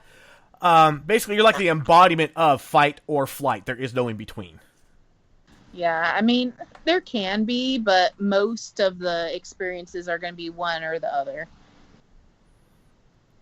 And Brandy was saying, I think the only reason I didn't go that route was I felt my sister needed me. Yeah, Brandy and we've talked a lot about her sister, and her family. Yeah. I mean, definitely, Brandy, we got to get you on the show. That, I just want to talk to you again. Yeah, I just followed Brandy on Facebook, so yay. Yeah. Brandy is... If I can do it, awesome. you can do it. Yeah, and I mean, that's kind of what I did too. It's like, I was the first one to open up. If I can open up, anyone could open up, because, man, I did not want to. Yeah. I was so nervous the first time. With me, it's just a lot of word vomit, and then eventually I'm like, okay, there's a lot more details. What are those details? And and when the show's over, you're gonna be like, I should have talked about this. It always happens. I've done that multiple times, and then, lucky for me, being the co-host, I can word vomit, and if I forget something in a show, I can bring it up later. Yep. Oh, yeah. Yeah, I was involved in all kinds of illegal activities, but now I am not. Although I accidentally stole a toilet paper roll, the little roll for the holder. I accidentally stole a couple of those one day, but it wasn't on purpose. How do you accidentally steal those? I need to know this. I went through self-checkout and didn't realize they were in the cart till I already left. Oh, okay. And I was like, it's just $2. And 4 just showed up. What's up, broski? So, yeah. Hello, 4. Floor? 4. The number 4. Oh, okay. He was a guest as well in season 2. That is a very fun spy name. Every time I hear it, I think about that one series. Ooh, The I want to Divergent change my series? name to Evan. Kind of. I don't know if it's the Divergent series, Because that's where it's coming from. That's his reference. And Brandy's, I'm just a big introvert. Even with my friends, I have a hard time getting motivated to go out. I have fun once I'm out. It's just getting out. That's Same. That's my anxiety that does that. Like, I could, for a while there, it was if I said I was going out to karaoke in the morning, it was guaranteed I wouldn't go out that night. But if I just spur of the moment said I'm going out to karaoke, you could be sure I was out. Yeah. Along with, Hey, DeVern got ice cream for not leaving the podcast. That's awesome. ice cream. Yeah. He's all, be jealous. My dad bought me ice cream because I wasn't going to leave the podcast. Oh, nice. Hey, where's my dad? I need some ice cream. I was like, where's our ice cream? Where's my ice cream? I have none, and do not balk like a chicken at me. Oh, my God. Yeah. Okay, I'm sorry. What's sad is that if Adam hears that, all I will hear for the next 2 hours is Thank God. I'm back here in my bedroom and he cannot hear us. Oh, or he'll come in here singing heart. Yeah, the moment we start playing music videos on YouTube, on the TV in here, within 10 minutes, he'll come jumping and flapping in here and flop up on the bed with us. Then start singing. I think the only word he knows to the song is like heart every time he hears it. So many Backstreet Boys songs have the word heart in it, and so he knows the word heart by heart.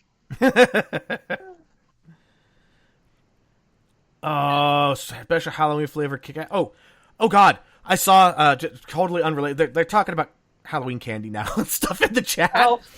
Oh man. Which reminded me, I saw yesterday, it was a chocolate popcorn flavored M&Ms. And I was just like, no. Why would you make something popcorn flavored? Just make chocolate covered popcorn. Or better yet, just get some popcorn and eat some peanut M&Ms with it. It's the best combination. Oh God, yeah. Dang girl, I'm real thirsty. Can you hold this a minute? Yeah, I got it. But yeah, I mean, this is... Now they're talking about Heart by Heart, the new album by Heart. By DeVerne. We need Tearing Up My Heart. That was from Ariel. Forrest, like, I love me some gummy bears. You know, Ariel, I have to say, you'd be proud of us, girl. We have been watching a ton of NSYNC videos, too. Yes. Oh, my God. I never realized how funky fresh their moves were. I'm like, ooh, boy, snap it. And then Brad would say, right, just put M&Ms in my popcorn. She loves her some NSYNC. I love me some boy bands. Ooh, oh my Boys God. to Men. I love me some boy bands. Girl. That's my guilty pleasure music. Motown Philly's back again. Doing a little East Coast swing. Yep. Boys to Men. New Kids on the Block. My husband, what's his name? Jordan Jason? Jordan. Okay. My husband's name is Jordan. He's from New Kids on the Block, in case you did not know. When we started watching music videos together and we were watching boy bands and I was like, do you know the New Kids on the Block? And she's like, what are they? And I'm like, oh my God. I knew the name. Because that was my childhood boy band there. Uh-oh. We got a throwdown in the chat. Brandy, NSYNC was far better than Backstreet Boys. And Ariel agrees. Fresh. Oh, God. I love them all. I can't help it. Oh, just hanging tough. And just that arm wave, that whole just back and forth with the arm. That was the whole dance for that song. That's it. Ooh, but like on Step by Step, the way they be dancing up on those stairs with their little disco fingers. Oh, and 4 just threw down the gauntlet. Both of them suck. And Ariel's by 4. Just kidding. Well, you know, as much as I love my boy bands and everything like that, my favorite band was, and always will be Metallica. 9 Inch Nails for me. My 2 favorites, it's going to be Fleetwood Mac and Duran Duran. My other husband's in Duran Duran, although I can never remember his name either. What's his name? Simon Le Bon. Simon Le Bon.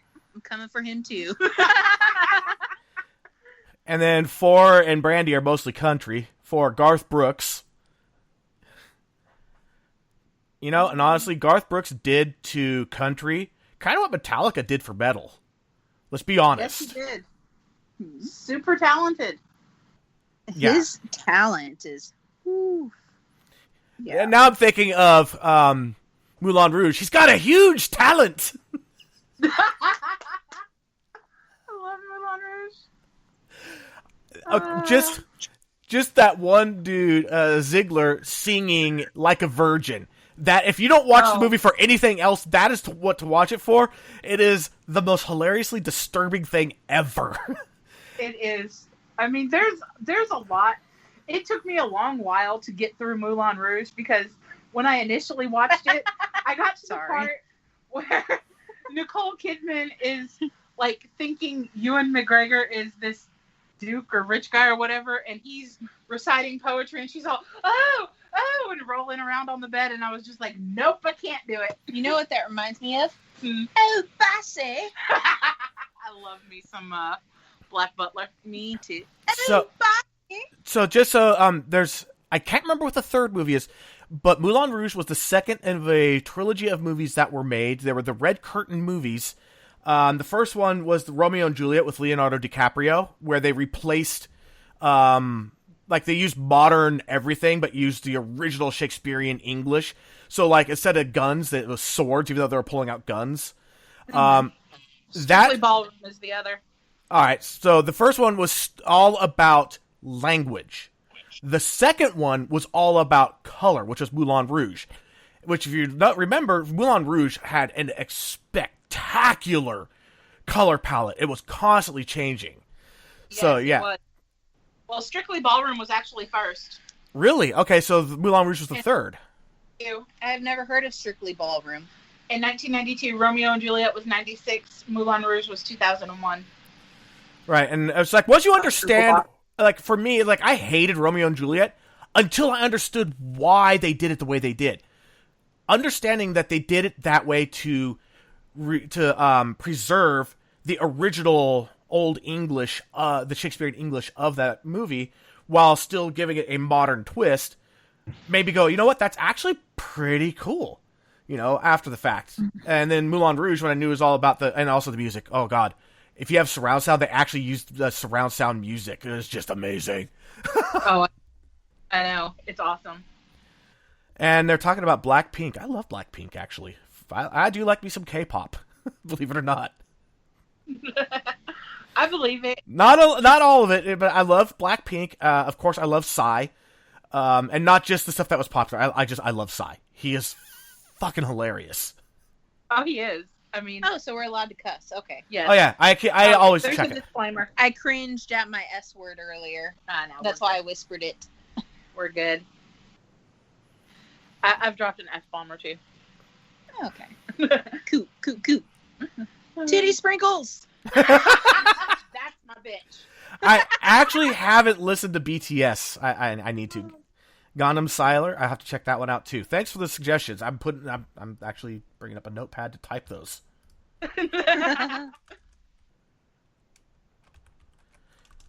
Yeah, I knew that BTS was a big one. There's a game I play called BitLife.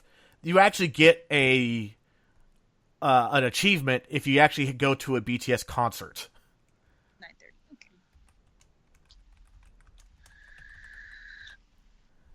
Yeah, that's Yeah.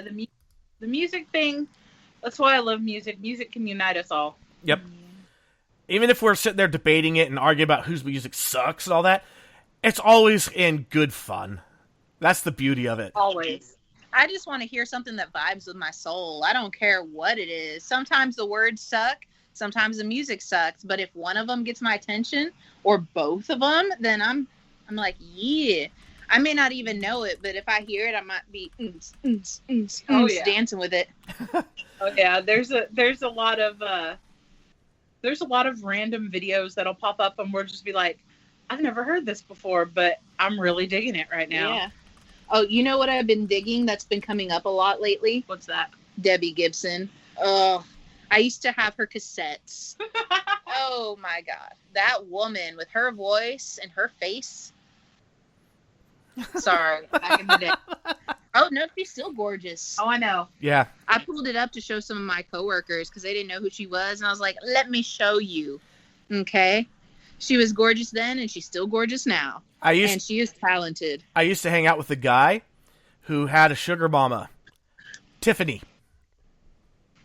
Tiffany Wow. was his sugar mama? Or she Yep. happened to be named Tiffany? No. What?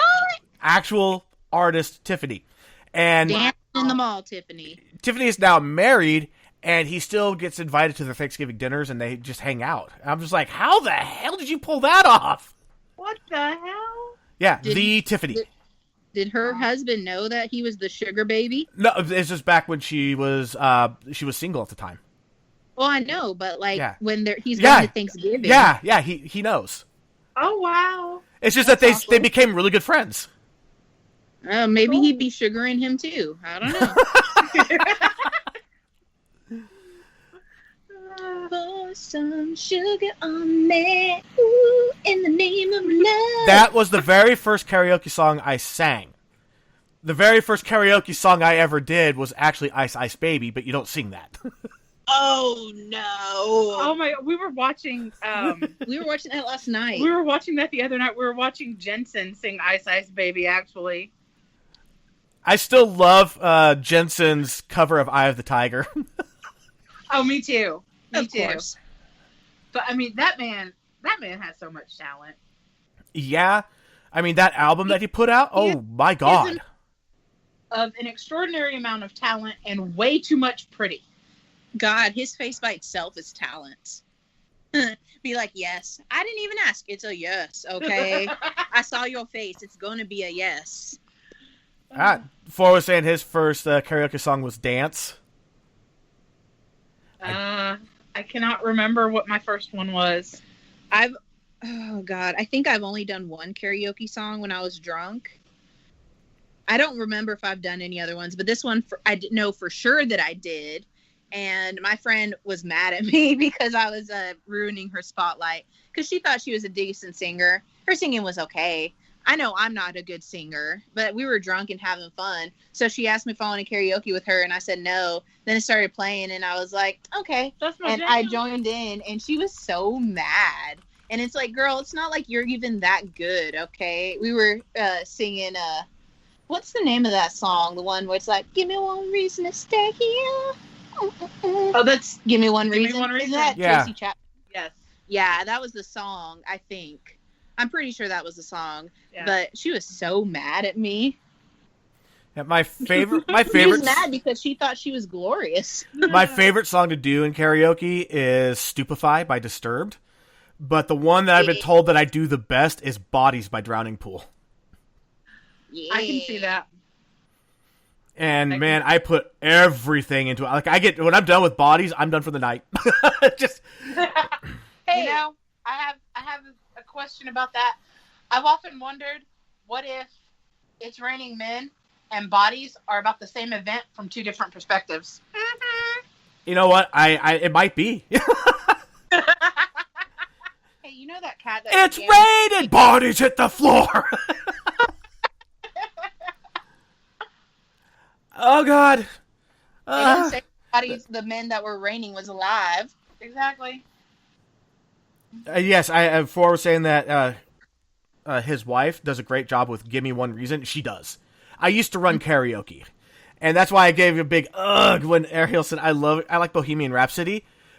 When you're a KJ, that song gets requested every fucking night without fail, and I ran 4 shows a week.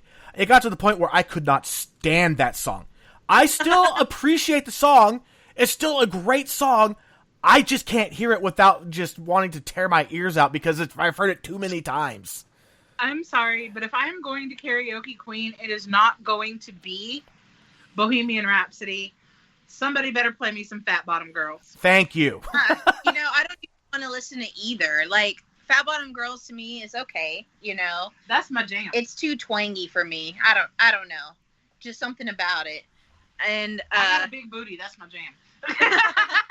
and then Bohemian Rhapsody, I know all the words. I've heard it a million times, but it's so long and so exhausting when you've heard it a million times. So let's see. Queen. Let me think. We Are the Champions would be a good one. I don't want like listening to that one either. Isn't another one by Seduce Queen? Yeah, that's the one I like. That's my favorite Queen song right there. And everybody, when they karaoke AC/DC, everybody likes like Thunderstruck or something like that. I'm all about Back in Black. No. My favorite AC/DC song ever is If You Want Blood. Oh no, I was talking about the song that everyone sings. Oh yeah. Yeah, and there's a bunch of there's a lot of stuff here. People have like Total Eclipse of the Heart. I love that The song. Time of Our Lives, The Venice Connection.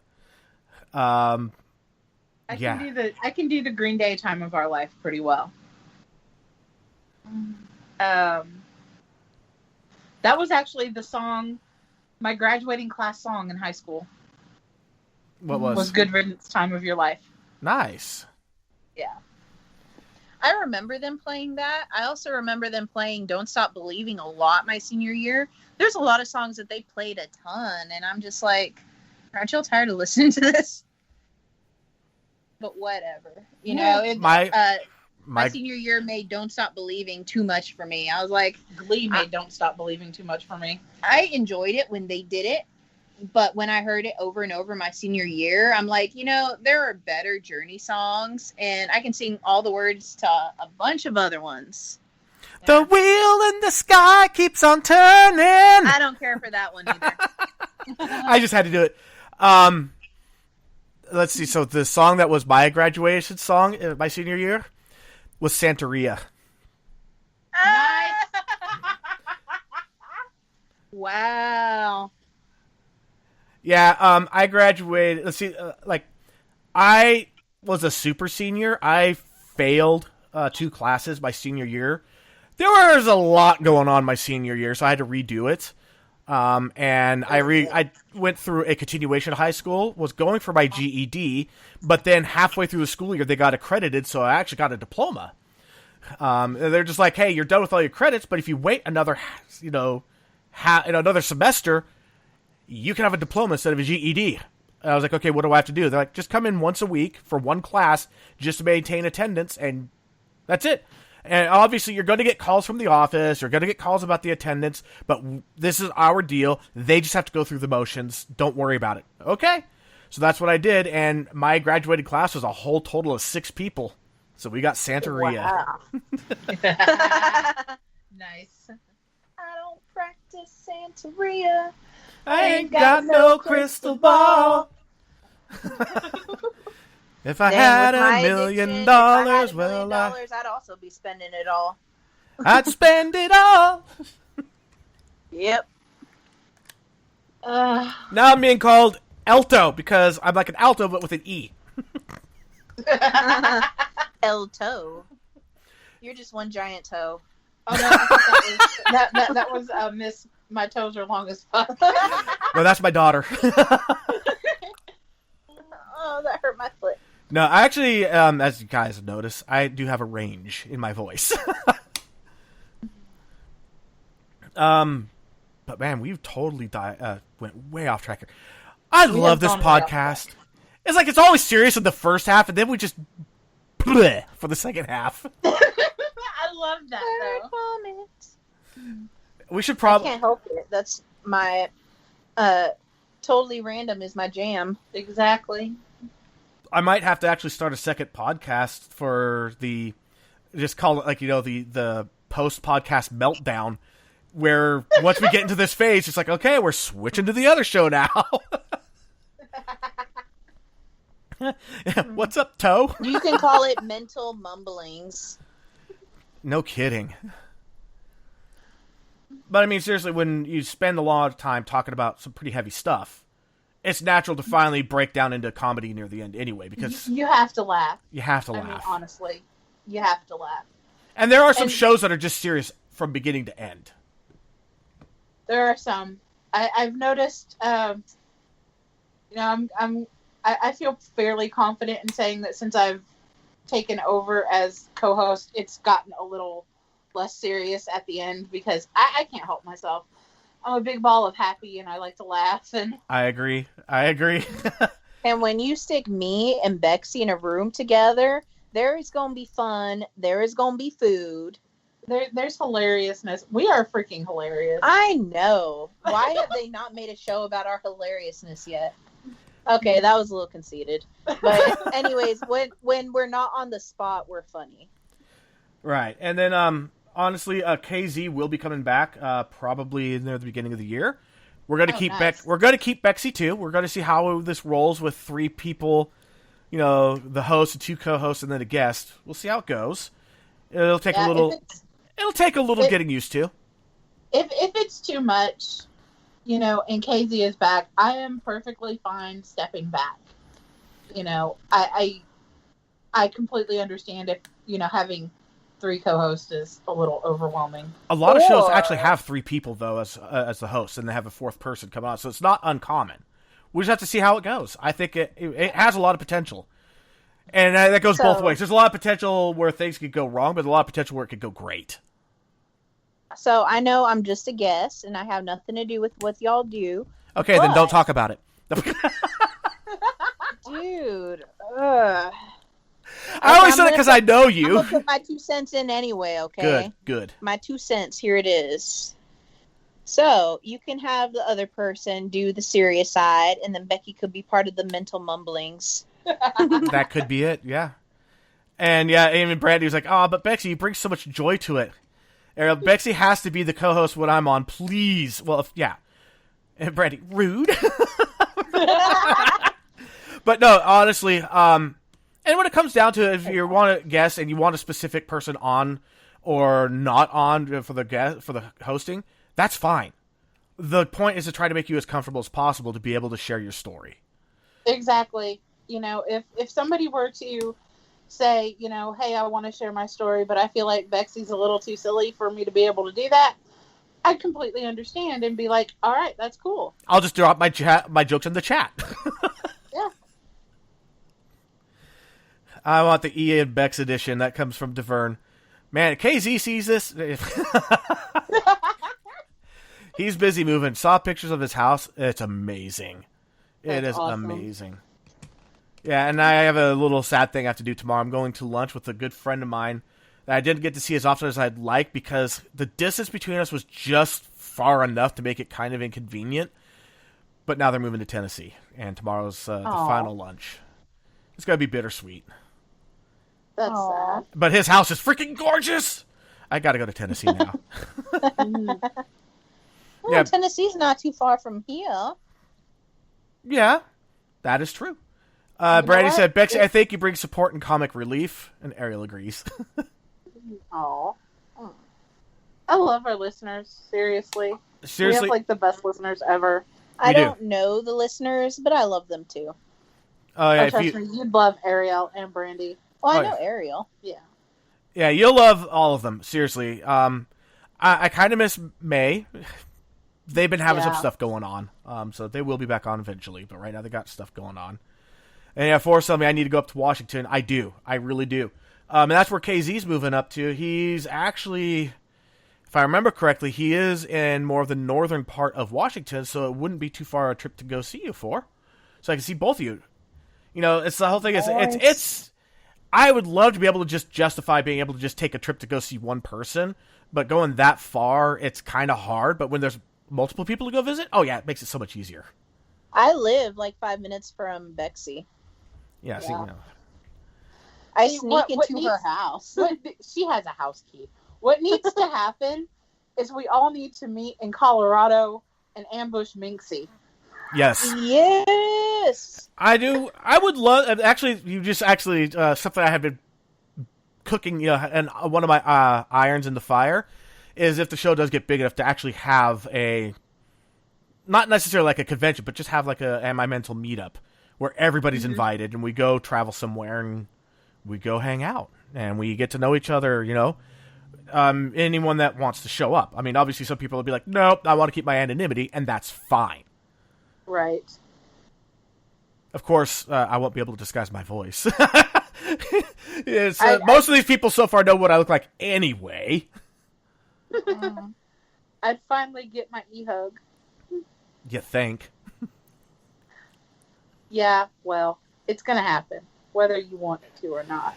And like It's you happening. said, you're not leaving California until I give you a hug. You come here, I am never hugging you. That way I get to keep you. Yeah, that I know. But if we meet up somewhere other than California, you're getting your hug. All right. You're not allowed to steal her. I will find you. I have a certain set of skills. I was going to say she Yes, will I go do. Liam Neeson on Yeah. your ass. I was just avoiding certain words. She's like, but I do know who you are. I will find out where you live. I was like, Yes. I know where he lives. Which means I can find out where you live. Yep. Hey, you have Yeah, pretty we're eyes. Blazing. Huh? You have pretty eyes. Oh, thank you. She does. Yeah. Although that was a little bit, crazy eyes. Okay.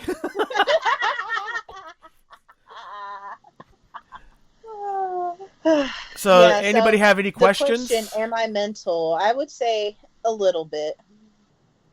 I think we all are. Yeah. And I was going to say, I think that's a mutual thing. Yep. I mean, if you were completely normal, I don't know that the show would have very much appeal to you, to be honest.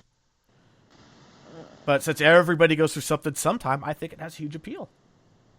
Yeah, definitely. I think it's what it this show has definitely been something that was needed. Like I'm sure that there are other, podcasts out there and stuff like that that tackle the same subject, but I feel like this show on this format, we're helping people. We know that we've gotten messages. Exactly. It's amazing. That brings my heart joy. And I have no problems reaching out and working with other podcasts where we could, have one of those other mental health podcasts, have someone come and join us for an episode, have us go join them.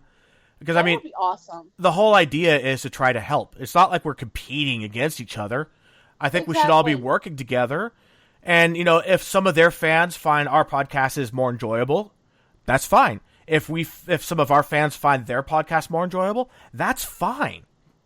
Yeah, as long as people are getting, the help that they need, or they're getting something out of the podcast that, is having a positive influence in their life, and it's making them, realize, oh, hey, I'm not just standing by myself in all of this misery. There are people that I can talk to. There are people I can reach out to.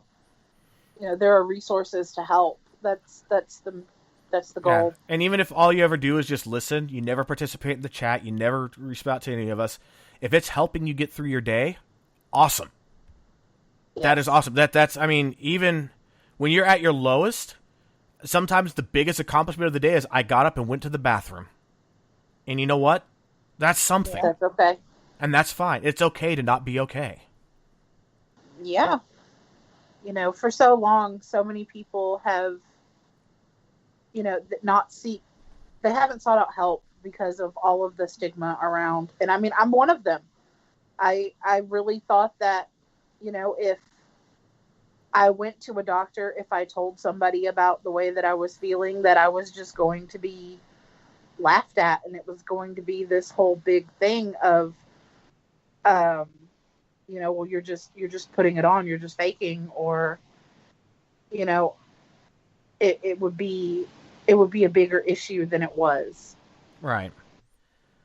I remember I was in high school when I finally started reaching out for help, looking for help for my mental health issues. And, it was still pretty taboo.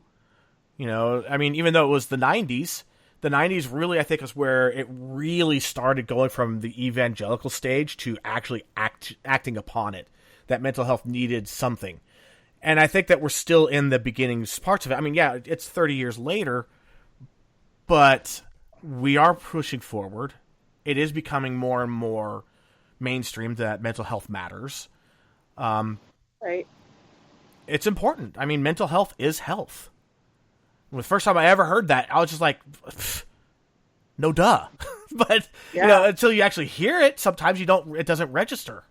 But yeah, your mental health can be tied very strongly to your physical health and vice versa. Bexy, you know this really well. Yeah, I do. It's when you've, given up, in my case, when you give up about the mental health stuff and you realize, you feel so wretched all the time. You don't care about any other part of your body. You're just sunk into this misery, and, you give up on yourself.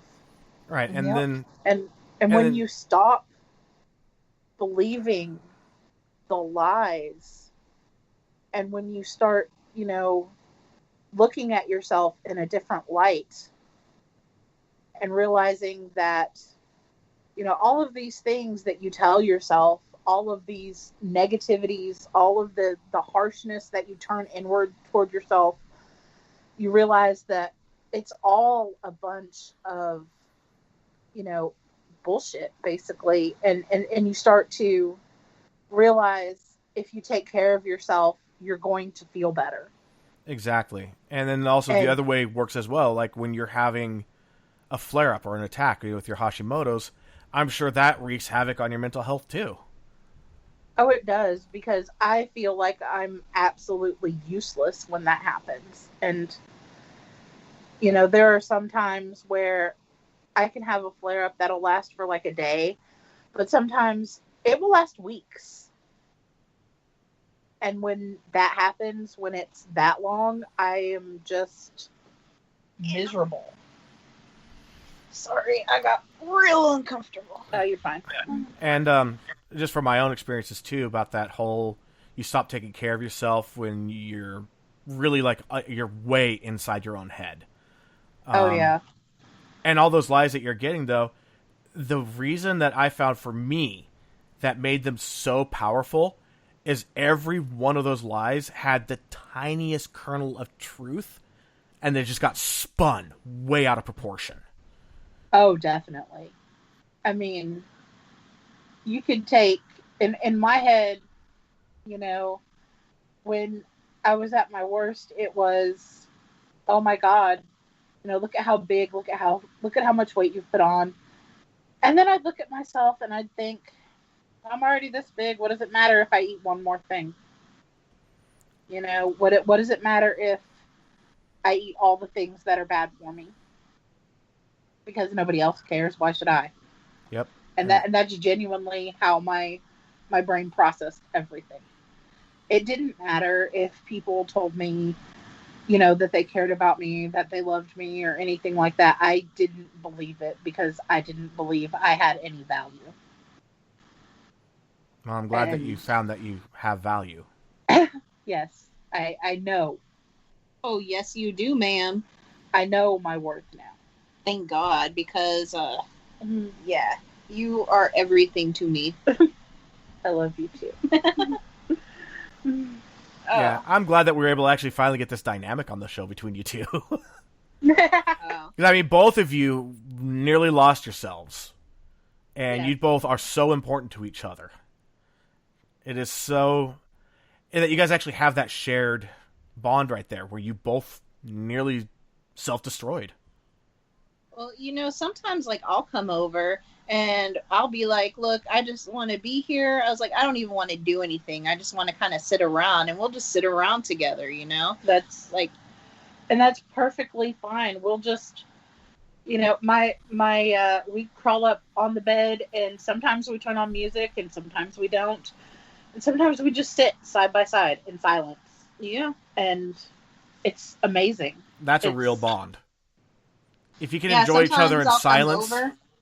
Even if she's awake or asleep, I'll just come over and I'll sit in her chair and I'll read. Yep.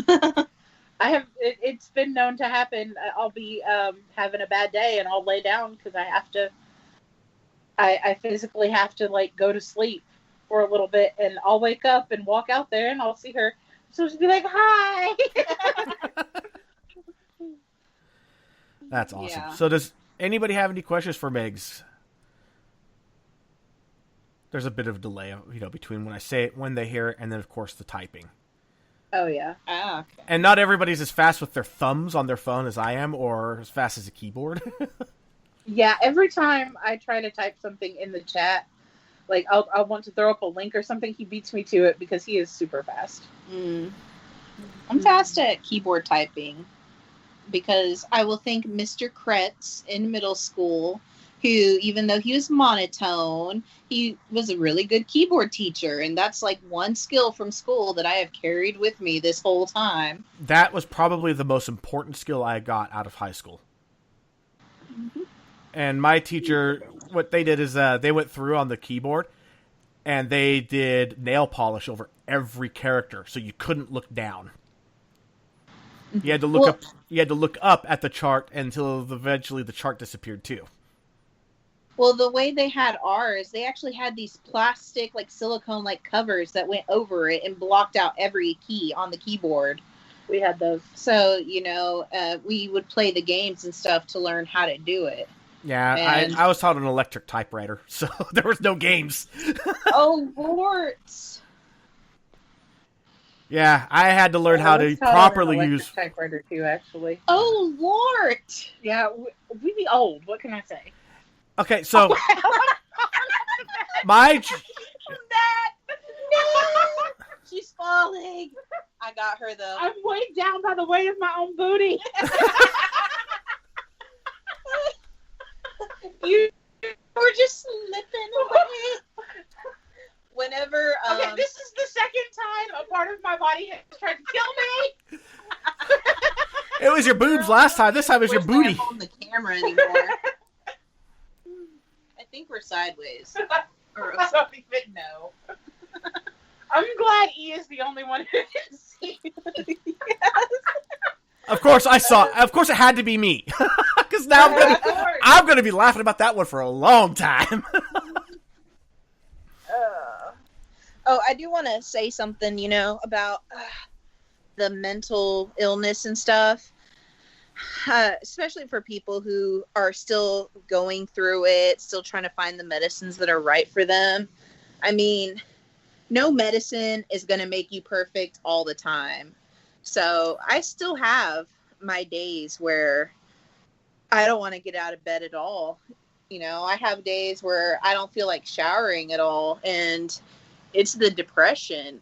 But I can say that as bad as it feels in the moment, it doesn't feel as bad as it used to. So, a lot of people, I feel like, give up on medicine or whatever else because they do have times where they don't feel as good as they think they should. But Or it's the wrong med. yeah. Well, I'm not talking about all the time. I'm talking about the occasional time. Okay. Yeah, if it's all the time, it's definitely the wrong medicine. But, I used to feel like that constantly, and now I might feel like that a couple times a year. That's not bad compared to always No. being there. And that's at that extreme. I'll still feel, throughout the time, some of the depression, some of the manic, but it's not near as bad as it was. I mean, I still have issues with anxiety cropping up. What's really, really kind of freaked us both out the other day is our anxiety fed off of each other. Oh, my God. It was surreal. Oh, it was horrible. It was palpable in the air. You could feel it. She was... And I have to do, every week, I have to take a shot. And I'm showing you that I actually have one right here that has been done before, but this is the needle that I now have to stick into myself. It does not, I don't have one of the pins like I used to that self-injects when you push a button. I actually have to inject myself with this needle, and this is also the shot that made me so sick. Oh, So God. I was really nervous about taking it. And as I was sitting here about to do it, I was overwhelmed with anxiety, and I was just like, oh my God, my hands were shaking. And then she looks at me after I finished the shot, and she's like, were you really anxious just now? Because I was just really fucking anxious out of nowhere. I don't know what happened. I'm like, I was like, girl, I was so anxious, and I was trying not to be anxious because I didn't want to make her more anxious, and I think it just made me more anxious. And we were one big blob of anxiousness because as soon as she took the shot, my anxiety went away. yeah, Man. mine too. That's kind of like, when you're having a panic attack, you're like, I'm not having that thing. I can't acknowledge that thing, but I'm not having that thing. And it just makes it worse. It was one of the worst cases of anxiety I've ever personally felt. Basically, you had a It was negative feedback I was loop. so anxious trying to be not anxious. I was like, oh my God, I'm so anxious. And it made me more anxious that I couldn't get not anxious. And I'm sitting here, I mean, anybody who knows me really well knows I'm an empath. So she feels things and I feel them, and I'm like, oh my God, I'm feeling more anxiety on top of my anxiety, and my hands are shaking, and I'm trying to put this needle in my belly. I was trying to sit as still as I could so my anxiety wouldn't sweep away. And of course, you're sitting unnaturally still. Huh? And it's probably you were sitting so unnaturally still. And I was shaking so bad the bed was shaking. Yeah. And she's sitting there like, dang, I'm shaking a lot. And I'm just thinking, don't breathe, don't ooze out your anxiety. Meanwhile, you probably had the wild eyes going on. I wasn't looking at her. I was reading. All I could do was look at my hand shaking and think, I have to inject myself with this freaking needle, and I don't want to. And my hand is shaking. And what if I mess this up? And every thought about this, you have to mix this medicine very carefully, and you have to like smack the tube to get it to all mix together.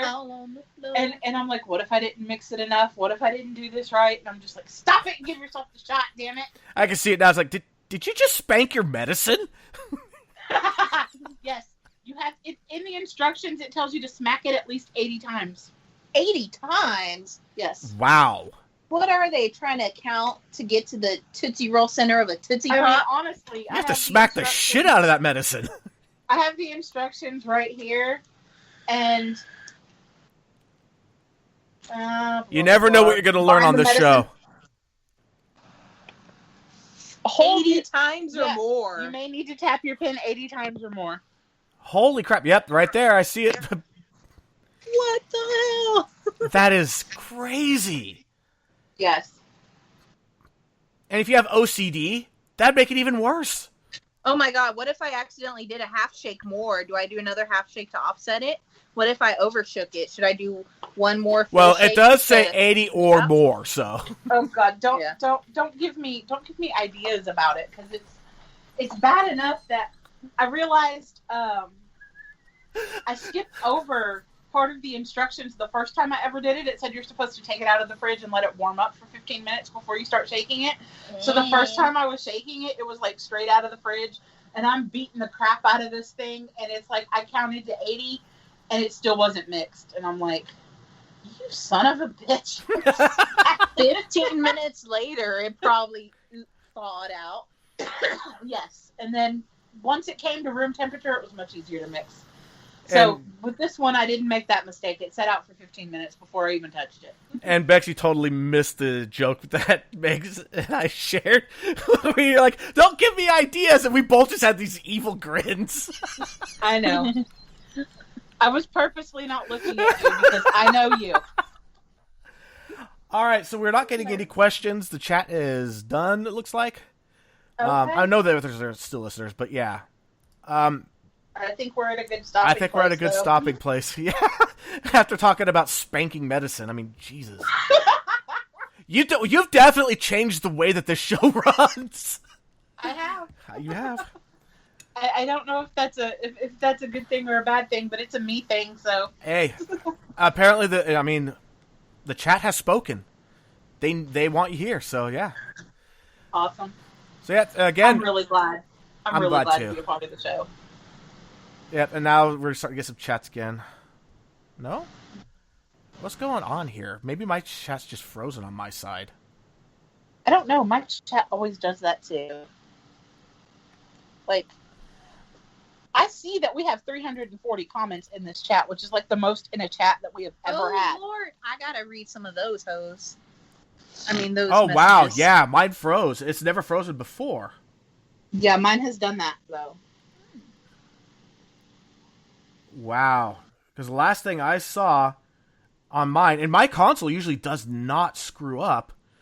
The last thing... I think it's Sprecher, honestly. Yeah. The last thing was Brandy, do both. But that's the platform that we're on right now. Mm.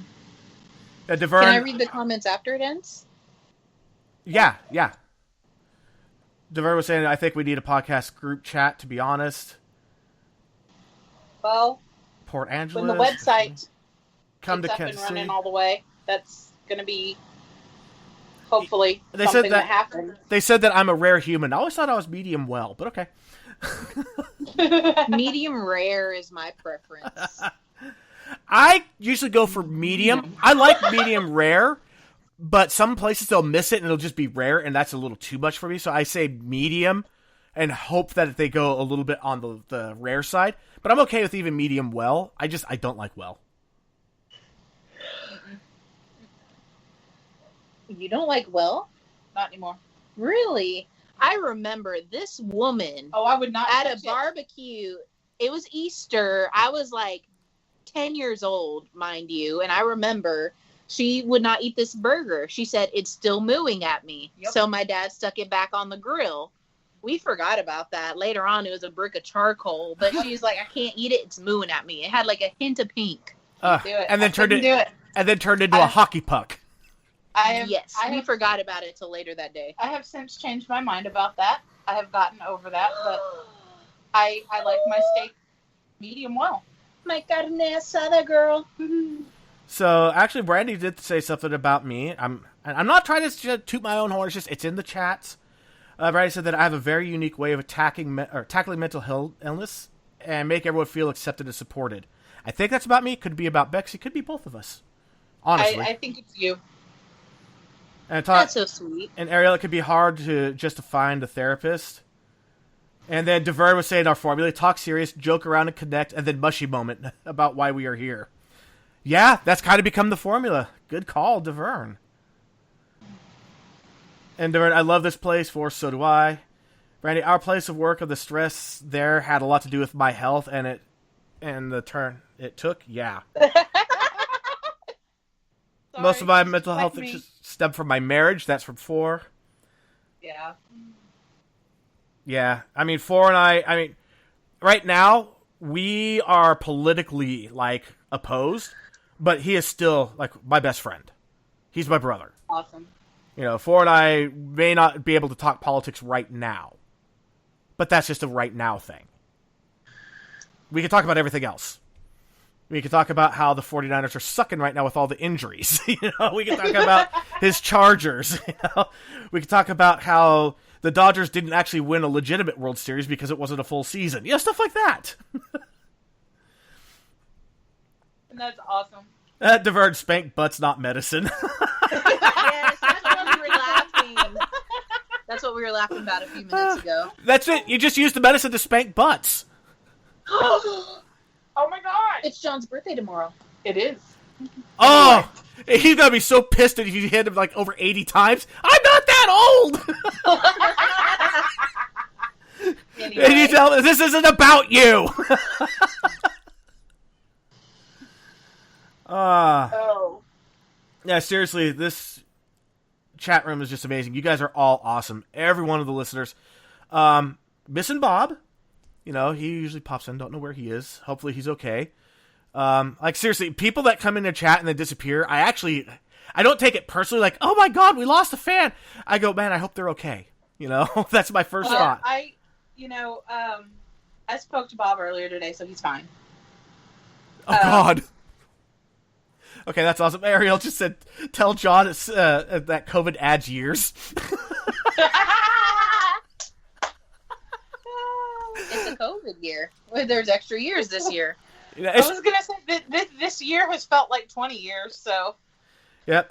It's my husband's birthday on Sunday. He's older than dirt. Oh, God. Okay. So what's with you guys and picking up old men? I don't know how that happened. He lied to me about his age when we got together. He didn't realize it, but he lied to me. He didn't even know his own age. He didn't know his own age until I was talking to his brother, and it's his younger brother, mind you, and he told me it was his birthday, and I was like, wait a second, but you're his younger brother. How's he younger than you? And then I found out he wasn't the age he said he was.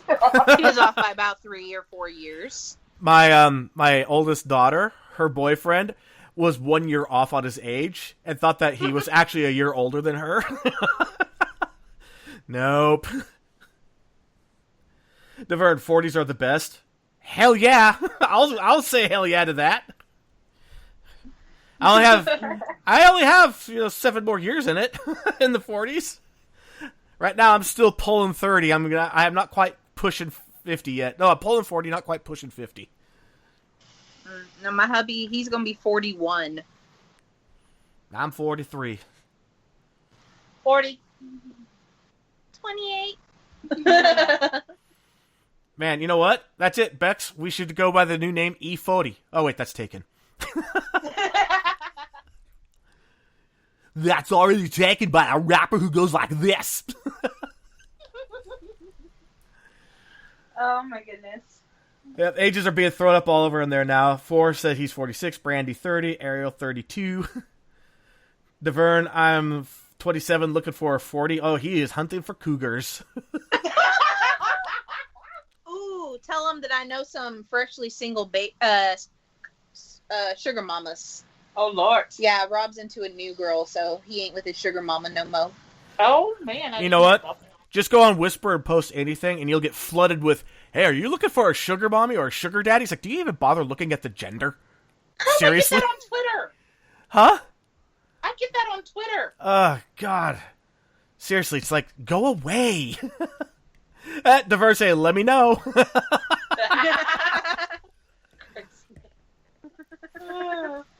All right, so yeah, again, thank you everybody for for being in the chat. Ariel just totally derailed me. Sorry. Do they swing both ways? Who knows? At the year 2020, I wouldn't even draw the line at humans with these people anymore. Just saying. All right, so all the guests, thank you for joining us again. Love you guys. You're the best. Megz, thank you so much for opening up and sharing. Bexy, again, thank you for being the co-pilot. Appreciate it. Love you very much.